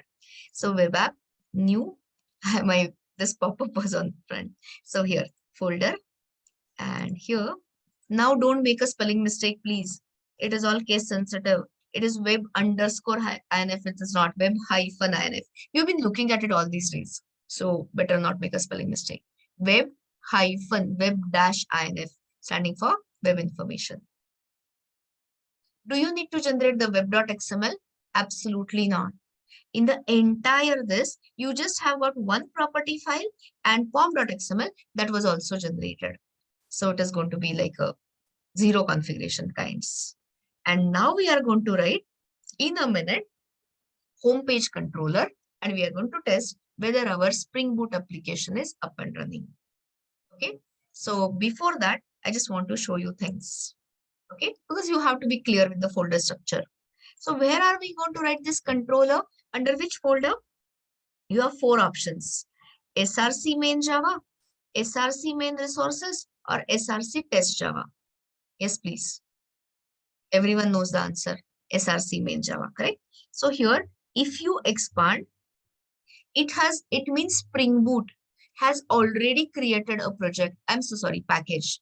You remember why it has created com.app in that first screen, which I have, I think, this thing at. See, in the first screen, new Spring Starter project, we have given the package name as com.app. And why I gave that? Because already we've got written so much yesterday under com.app. So I can port it fast and complete little more. Okay, so coming back. So here, can you see something? So what is it you have? Day 17 Spring MVC Hibernate is the name of the project, application.java. Open that, guys. And what is it you are looking at? Nothing but our good old public static void main. So this is where you start understanding or start realizing Spring Boot magic. So the starting point is going to be a main-based application, which will launch, you will see in a minute, or okay, 5 minutes, that embedded Tomcat container. And on that embedded Tomcat container, the whole web application will be deployed. And where the most, all this I'm going to explain, but I want to get the things done first. And then we'll sit back and understand. And the major, what is a master config, I'm sorry, annotation is Spring Boot application, which is consisting of 3 internal annotations, which gives the which gives the power or extra magic or whatever you call it to Spring Boot application. More on this later. I've written in that README, but we will explain. I'll explain line by line. So right now, let us write the controller and see whether your Spring Boot application is up and running. Okay. So come back here. So now what we are going to do, everyone knows that. I hope everyone knows that. SRC main Java, new, and create a, go to other and say class. Do you want to create a controller in com.app? I hope not. So create like yesterday, controller project, I mean controller package, and you can call it as a home controller or home page controller or anything.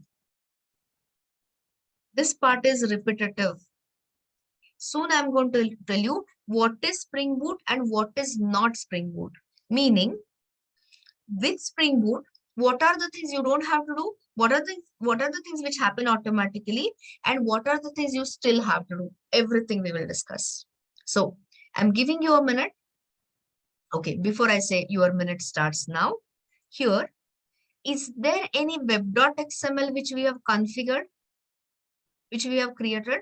It's a Boolean question, yes or no? No. So if there is no web.xml, can you really serve a welcome file by the web container? It's a Boolean question again. Can you have a web container serving your index page? Answer is no. So what is it you will have to do? You will have to serve it via Spring container or web container. SC or WC?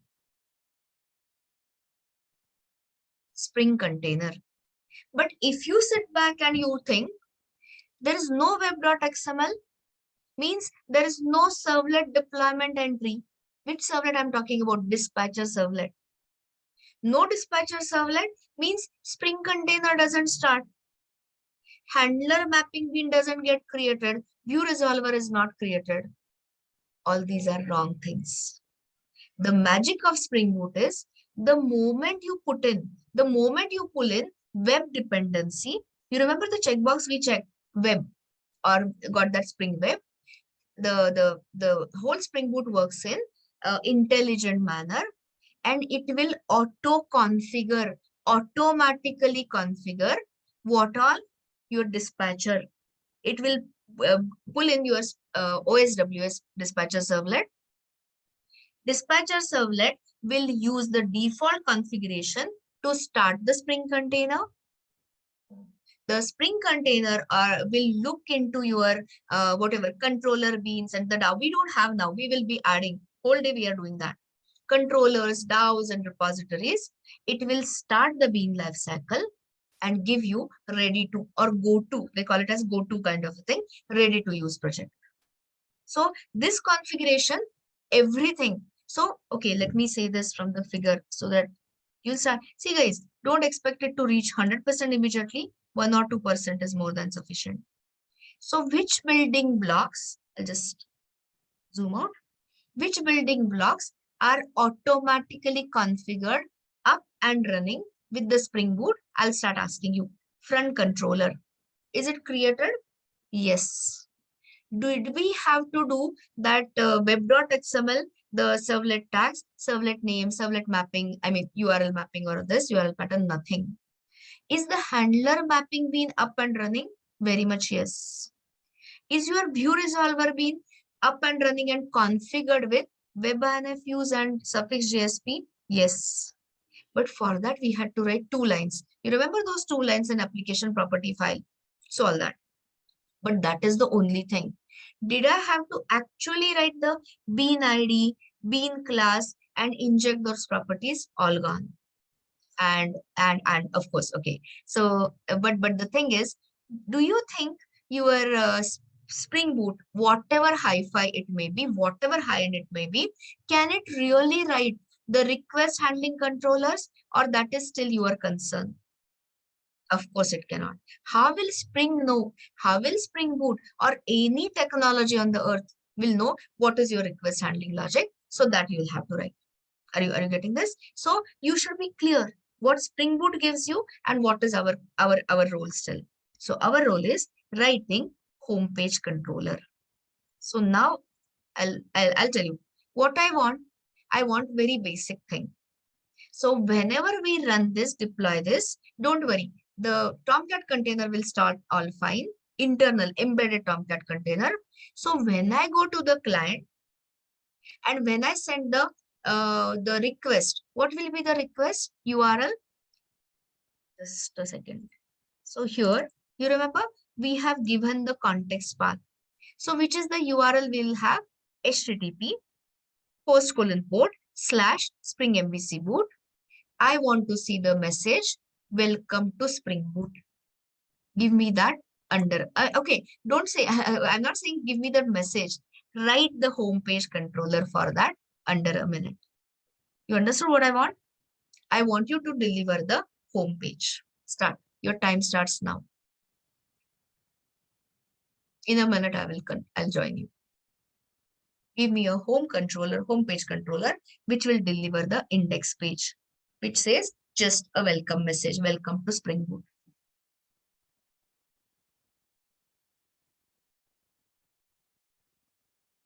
We've done it yesterday, so I can try it out for you. I mean, you can try this.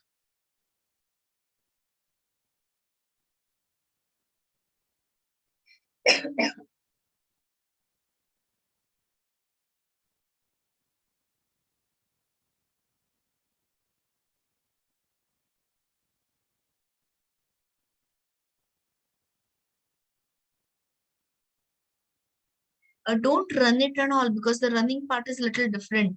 Just write the controller and tell me when you are done. Not just the controller, of course, index.jsp also you have to write.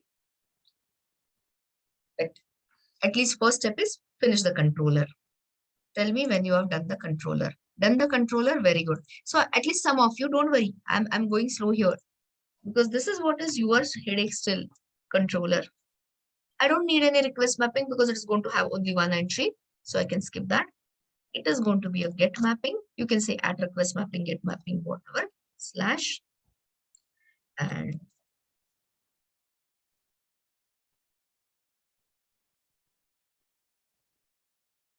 show home page, show landing page.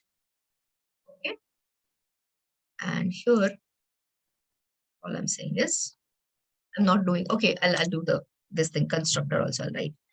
In show.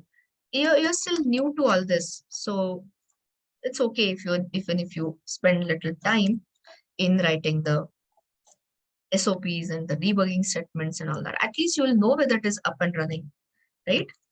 SOP in constructor of whatever. Yes. Right? Here, just one liner return. So are we going to return a logical view name, as in forward view name, or a redirect view name? What is it you want? Redirect or forward? Of course, forward. And here, it's a logical view name. So you can say slash index. Everyone finished so far with understanding? This we had done yesterday, so I was expecting you to finish. But now see this. You have application properties, and I've given the same values. So sorry. What will be the actual view name? Same as yesterday. Slash webinf slash views. Here it wraps in between the logical view names. So, okay. So I'll say here actual view name will be same. Webinf views index.jsp. But is this index page created direct ready-made, or do we have to create it in Spring Boot? Automatic or programmer created? You have to create it, right? So now you know the folder structure and everything. We spent whole of yesterday in that, right? So go to webinf new. Is there any JSP you can see? I can't. Anyway, so just say JSP here. So JSP file, next it. And where do you want to create it? A folder views. It gets created. So web app, webinf views. Actually, under web app, it would have created webinf also in this manner, but we just created it separately. And here you supply index page and nothing but a welcome to Spring Boot kinds. Just a message, tester message. Finally. Done this much? You understood where to keep it and all that? Under, I'll just check. I mean, rather you check. So here, see the folder structure. See, SRC main web app. I'm reading my title bar. Webinf views index page. Got it, guys? Okay. So, and if you want to make it dynamic, you can add a model attribute and all. Let's not do that. Unnecessary tabs, I'm closing. I don't require outline. I don't require Spring Explorer. So I'll have enough space. Now, wait. How we used to run earlier projects? Right click, run as, run on server. No longer. This is a Spring Boot app, and the starting point of a Spring Boot app is this Spring application. Okay, so if you remember, I showed you this, which has a main method. So here, this is what we are going to run.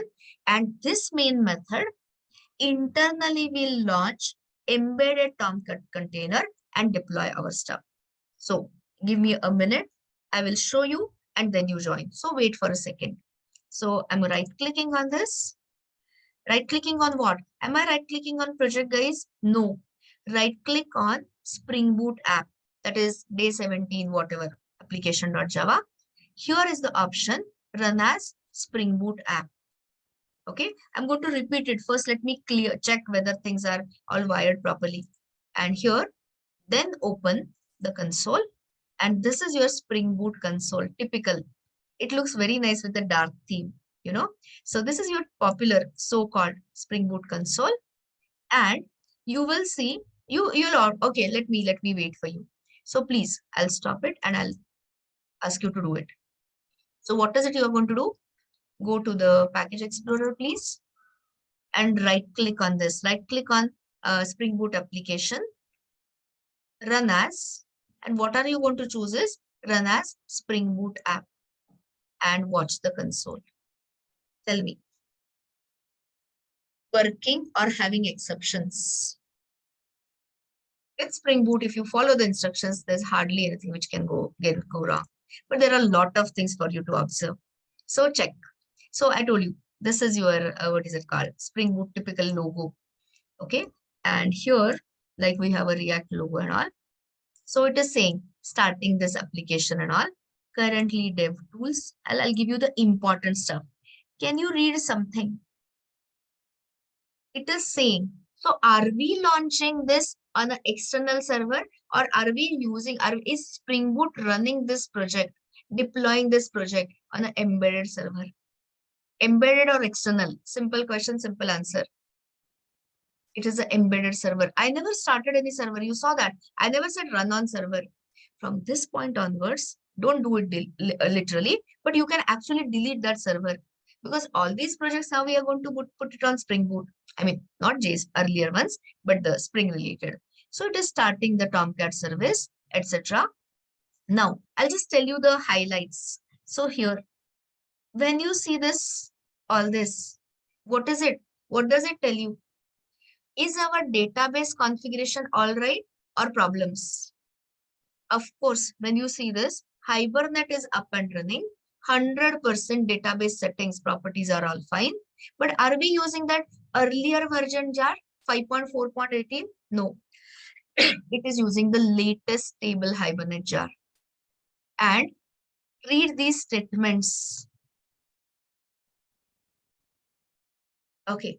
So are we using the fixed connectivity or connection pool? Fixed or CP? CP for connection pool. Okay. So which was the connection pool vendor in the native Hibernate days? Native Hibernate means no Spring, only Hibernate. Hibernate itself was providing the connection pool. You remember the property. But was it industry grade? Was it production grade? Or was it only classroom grade? Or I mean dev grade? Only the development grade. Yesterday, when we integrated Spring MVC Hibernate, but without boot, who was the vendor of a connection pool? Apache. You remember that first bean I had to configure. So much I had to configure. But now with Spring Boot says, okay, you have selected, what was that? SQL, that is Spring Data JPA. It brings in the JPA provider and it brings in a lightning fast. That is how they describe it. A pool. So who is the connection pool vendor? You know, there's a famous name in the industry, Hikari. So here it is starting a Hikari pool. In short, we are not using any other vendor, external vendor. It is supplied by Hikari. Hikari is the name of the data source vendor. And which is the dialect it is using is, you know, we are using MySQL 8. And you can see initialize all that. And you can see, okay, there's a live reload. You remember we added the dev tools. So live reload server is also running. And the Tomcat, Okay, see the interesting things. The Tomcat has deployed that application, I mean Spring Boot, in which context path, using which context path? The one which I supplied or rather we supplied in that application property file. So if you comment that line, what will be the value of the context path? Empty. So how will you access your web application? HTTP, host colon port, and directly API. So that is what I'll show you from REST APIs. But today being the initial day, we will have the context path. And here you will see that your whole web application is deployed and running in whatever seconds. Matched to your console, similar things you are seeing in the console.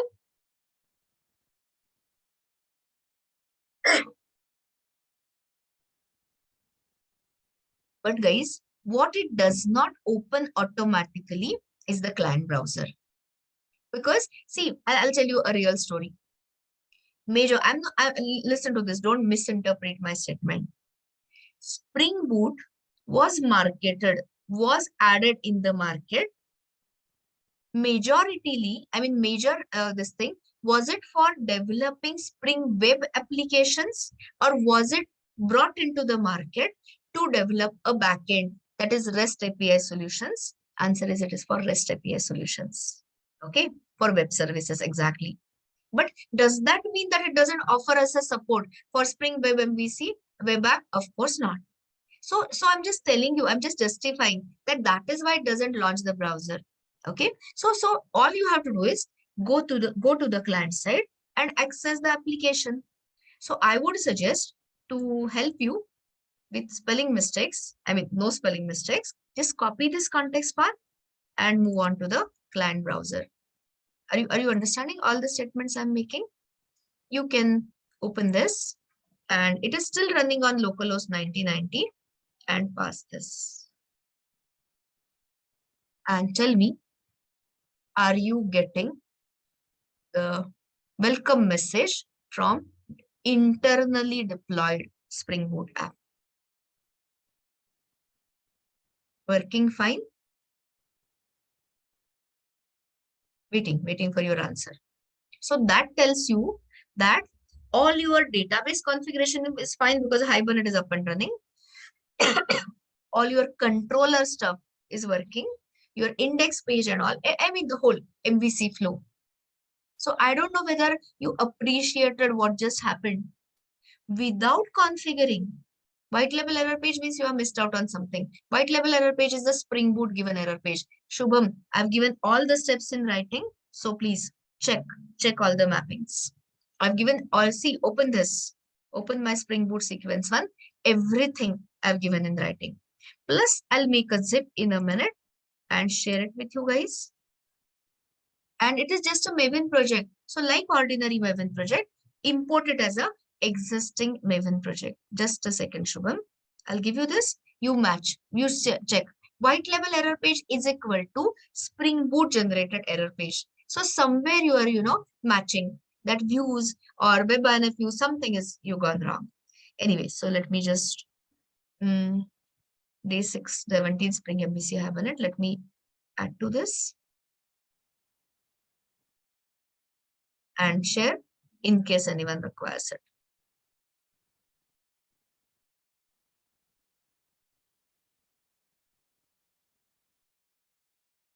Okay, I've sent you. If you have a mistake, correct it out. So this is your, the first experience of Spring Boot.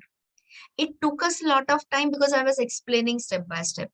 Okay, but the point is, once you get here, it just takes you 1 minute.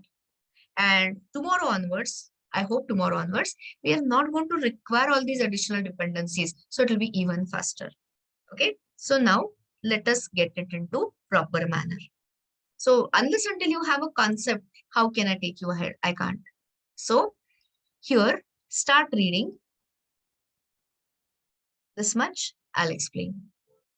This is both things. Your interview help guide, as in typical questions asked. When you say you have used the Spring Boot in your project, there are going to be tons of queries. And also the step guide, what all. That step guide I explained first. So let me not disturb you.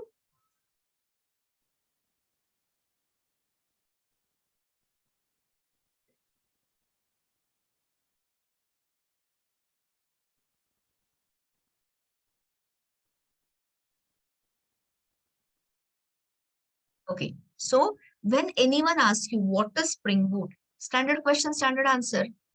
It is a additional framework. Is it going to replace when you use Spring Boot? Is it going to internally use the Spring MVC framework, Spring ORM framework, Spring Core Container, something called as AOP? All answers yes. So let me ask you a question. Is Spring Boot replacing the Spring framework or is it an add-on? Tell me. Replacement or an add-on? It is an add-on. Are you understanding? Otherwise, I wouldn't have taught you Spring framework at all. It is a overall. See, we have a web app, sorry, what is it called? Web container.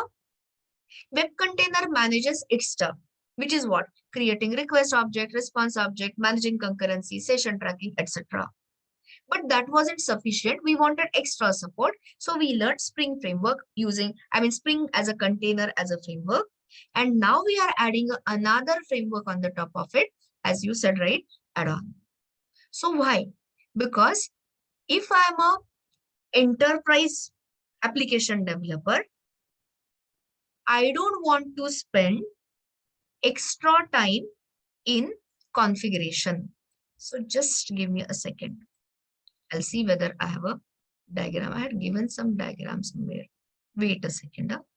So I was looking for that huge, not huge, but okay, whatever the diagram. Anyway, I'm not finding it. So I'll just show you the earlier diagram. I'll dig it up. Not here. My mistake. There is that, you remember? Somewhere. Okay. So listen to this. I have to give you the impact, or I have to make you ready for answers. Why Spring Boot? So when you use Spring Boot, which of the following will be done automatically by the Spring Boot? So let me start asking you questions. Do you have to populate the pom.xml? Working hard to resolve the dependencies? Yes or no? It is Boolean question. 100% no. You saw that pom.x. I don't know. I've not looked at your answer. Answer was no. Okay. Because otherwise you could be saying something and I could not be looking at it. Okay. So the point is it got generated. Everyone understands it? Now, do we have to add some these things? What is it called? Servlet deployment tags for dispatcher servlet and configure it in a web.xml. All the answers are going to, okay, not all. Be awake, be there. So no. So how does Spring Boot does it? It has something called as opinionated. It is called as a strongly opinionated framework. What is that in a minute? So answer is no. Did we have to configure spring-servlet.xml to launch the Spring container? Answer is no. You remember there is a context colon annotation config and whatever. What was that? Base packages, view resolver 0. Did we have to configure the database property file? Answer is yes, partially. Because you remember that application property file has this DB URL, username, password. So I would say this stays. But the major one was Hibernate persistence XML, where I had to configure the connection pool, inject the connection pool in the session, local session factory bean, and configure the transaction manager with annotations. Answer is no. So guys, this whole step, this whole block of configuration reduced to 0. Understood what I'm saying? What is Spring Boot? Convention over configuration. All of it reduced to 0. But will you still have to develop, will you still be developing this ladder? Yes or no? Will you still have to write a controller, service, DAO, and a POJO? 100% yes. Again, to tell you something, we are stopping here in 5-10 minutes. Okay, 5 minutes, let's say. But before I say this, the DAO layer, has it already thinned down? Is the bulk of the boilerplate code reduced? Answer is yes. Which part is reduced? Transaction management. So what if I tell you, I have to give you something which will make you, which will make you waiting for what next types. So what if I tell you, your entire DAO layer, I'm saying DAO layer, I'm not saying service, is going to reduce to zero. When I take you to Spring Data JPA, which is the ultimate step in your database training, we started from JDBC, native Hibernate. After the break, I'll take you to something called as only JPA, and the ultimate step is Spring Data JPA. So what you are going to see is no DAO implementation class. And all you have to write is DAO interfaces, something called as repositories. So there is further reduction in the code. When we started versus where we will be at the last day or something, you'll see total reduction of code and only the business logic. So the point is, these layers you still have to develop. Even after entering Spring Boot, do you expect to see any changes in the Hibernate managed Pojo layer? Zero changes. Okay, so only tremendous ease you are going to get it further in DAO layer, but otherwise service and controller you still have to manage. There are further shortcuts, but too much out of content. I mean your content, so I can't take that. So the point is coming back to my README is ease of bootstrapping. Starting a Spring Boot application, starting a Spring MVC Hibernate took us so much time versus today. Of course, it took me time because I was explaining each and every point, but it takes you under a minute, especially when your Maven dependencies are downloaded. Okay, so now read the second line. It gives you lot of defaults for code, which you'll see in DAO layer, and annotation-based configuration to quick start to develop the projects literally within no time. And it follows something called as opinionated based approach. Means what? So means what is somewhere here. Okay. So opinionated default configuration. I'm trying to explain because it's a little hard language, but this is the formal language we have to use in interviews. So read this slowly.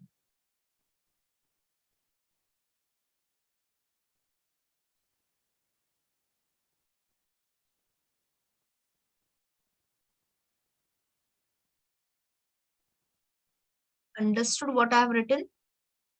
Just yesterday, we were building our own without Spring Boot, Spring MVC Hibernate.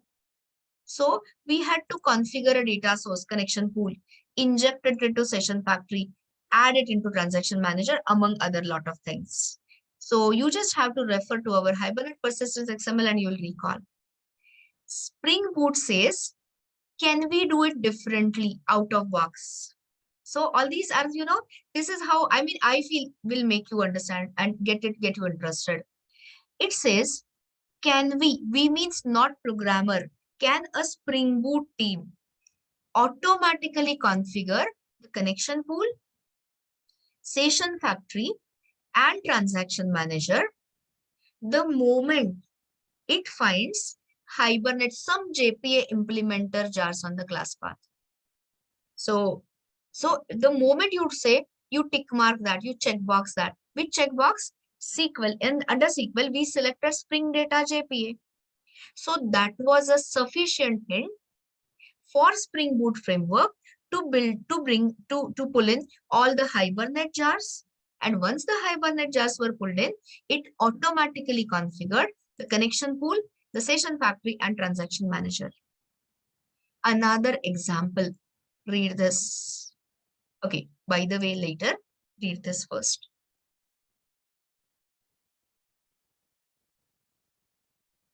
This is Spring Boot talking to you.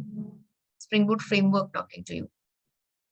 The moment we check that this thing, what is that? Web. You remember we checked that's web. So in web, when you say, it brings in MVC support inherently. So the moment you have the Spring MVC jars added, it says, why trouble programmer to configure important building blocks of MVC? And what are they? Dispatcher servlet, handler mapping, and a view resolver. So tell me, did we have to configure it or was it automatically configured? Auto configured or specific configuration? Auto configuration. So these are the intelligent defaults, or this is called as an opinion. You know the word opinion. So opinionated framework means English training, not a Java training. A framework which has got a lot of its own opinions. Opinionated person, a person who's having a strong opinions, maybe on patriotism or whatever. I mean, I don't want to get there, politics or whatever. So opinionated framework means the framework which has its own views, its own opinions. So the moment you see, the moment Spring Boot sees that these are the dependencies, Spring Web, Lombok, or whatever, it pulls in all the configuration. But is it like a dictatorship? I'm using peculiar words to convey my feelings, to convey my point. Is it like a dictator that is Spring Boot framework tells you that you have to work in this particular manner, or can you override? Are you free to override the defaults? Answer is anytime. Understanding or not understanding my English? Maybe my English is a little heavyweight. So 100% Spring Boot says, welcome to your own configuration, but that time you have to add a lot of, again, like configuration settings. Okay, so all our work, whatever remaining days, we will be using intelligent defaults. Okay, so there are a lot of things, how it works and all that. Over time, I'll be developing, or I'll be telling you, I'll show you a demo and I'll tell you this is what I meant. So before we disperse, I know it is a break time. Let us do something and prepare you for the next phase. So first thing is stop the Spring Boot application. Can you see this red square here? This is for stopping the Spring Boot application. And once you stop the Spring Boot application, is it cleaning up the database resources or is it leaving it all open?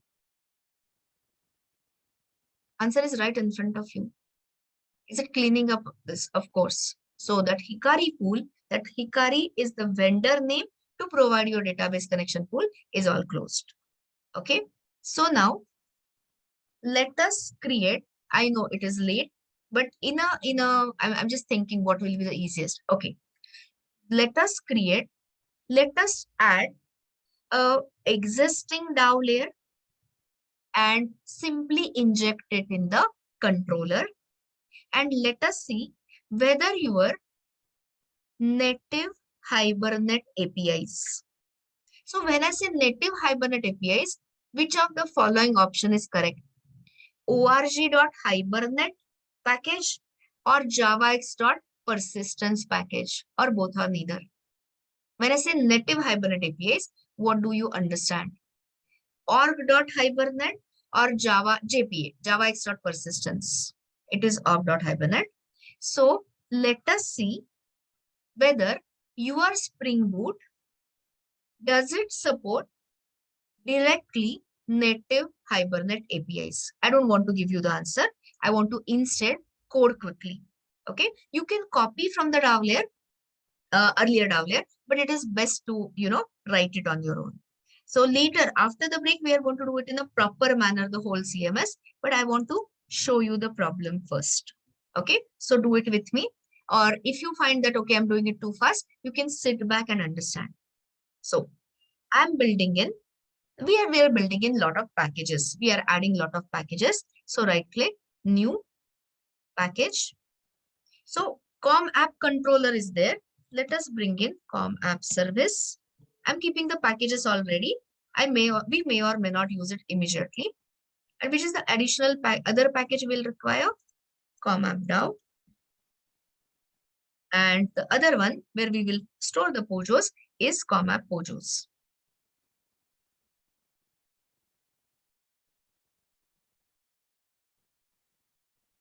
Okay.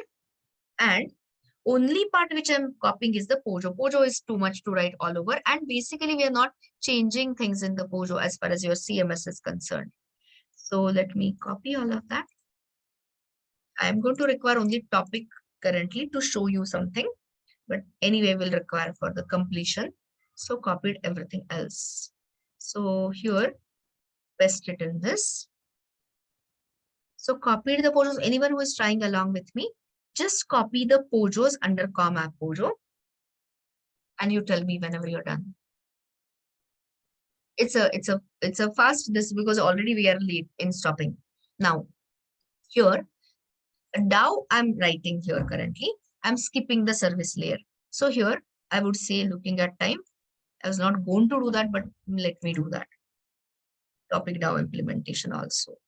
Copy the easiest one I'm choosing, listing all the topics.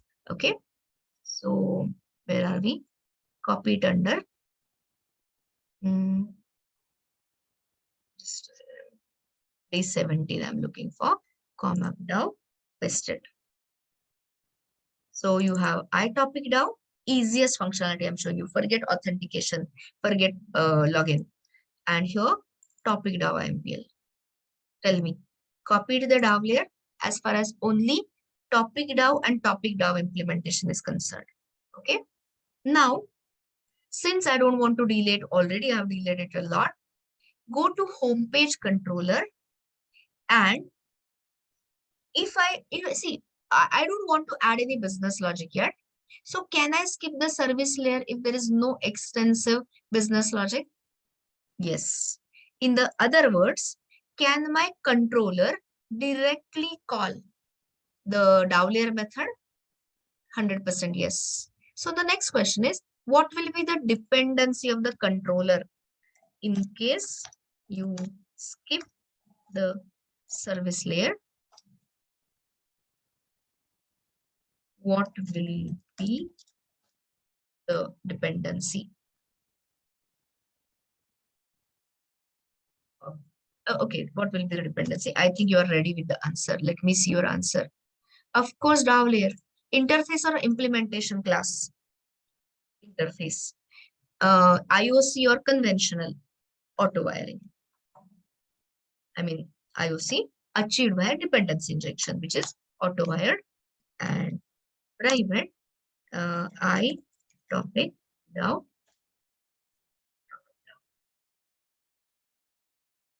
Okay, so we added it. So before I call the method, pay attention. Is our service layer existing or not existing, present or absent? It is absent. So which was the annotation? Which were the annotations we used to add over the service layer class? Tell me the names of the annotations. Give me the annotations. Yes, add service and add transactional. So I told you long back, no, long back is wrong. Sorry, yesterday. I told you if you skip the service layer, which is the annotation you will still require to automatically manage the transactions? @transactional. And where will it go? On the controller layer or on the DAO layer? Obvious question, obvious answer. On the DAO layer. Controller. Oh, no, no. No, no, no, no. You did not hear me. Controller, you don't want the transactions and all that. You want to finish it either in the DAO layer or at the most in the service layer. So guys, please open this. This is only in between. Later we will come back to our full-fledged ladder and please add @transactional. Typically, @transactional annotation appears in the service layer. But if you're skipping the service layer, you put it in the transactional. Add it in the DAO layer. So a quick question. Listen to the question and try to answer. What is this DAO layer returning to the controller? Your choices are list of transient entities. There's a list. List of transient entities, persistent, detached, or removed. Let's see. Very good answer. Why? Because now this is where your transactional method is, transactional annotation is. So anyone wants to tell me when the method returns, what will happen? Hibernate I'm saying because it's a JP implementer, will perform the automatic dirty checking and ultimately close the session. And when the session is closed, L1 cache is gone. Are you understanding? Are you remembering all these statements? And all those entities which were part of that persistent context are decoupled. So you answered very rightly. It is returning the list of detached entities. Okay. So I get it here. I mean, I will get it here. So, but for that, who has to call whose method? Controller has to call the DAO's method. This is a shortcut. Later we will go full-fledged way. Invoke DAO's method. But now I want to make those results appear on this page. Okay. So tell me how to communicate, how to convey the business logic results with the view layer. You know the answer, model map, right? Somebody asked me a question earlier, or was it an answer given? Yeah, Prashant, you're right. So earlier answer is right. So of course, the view layer, why you are saying model attribute, which is the navigation I'm using forward.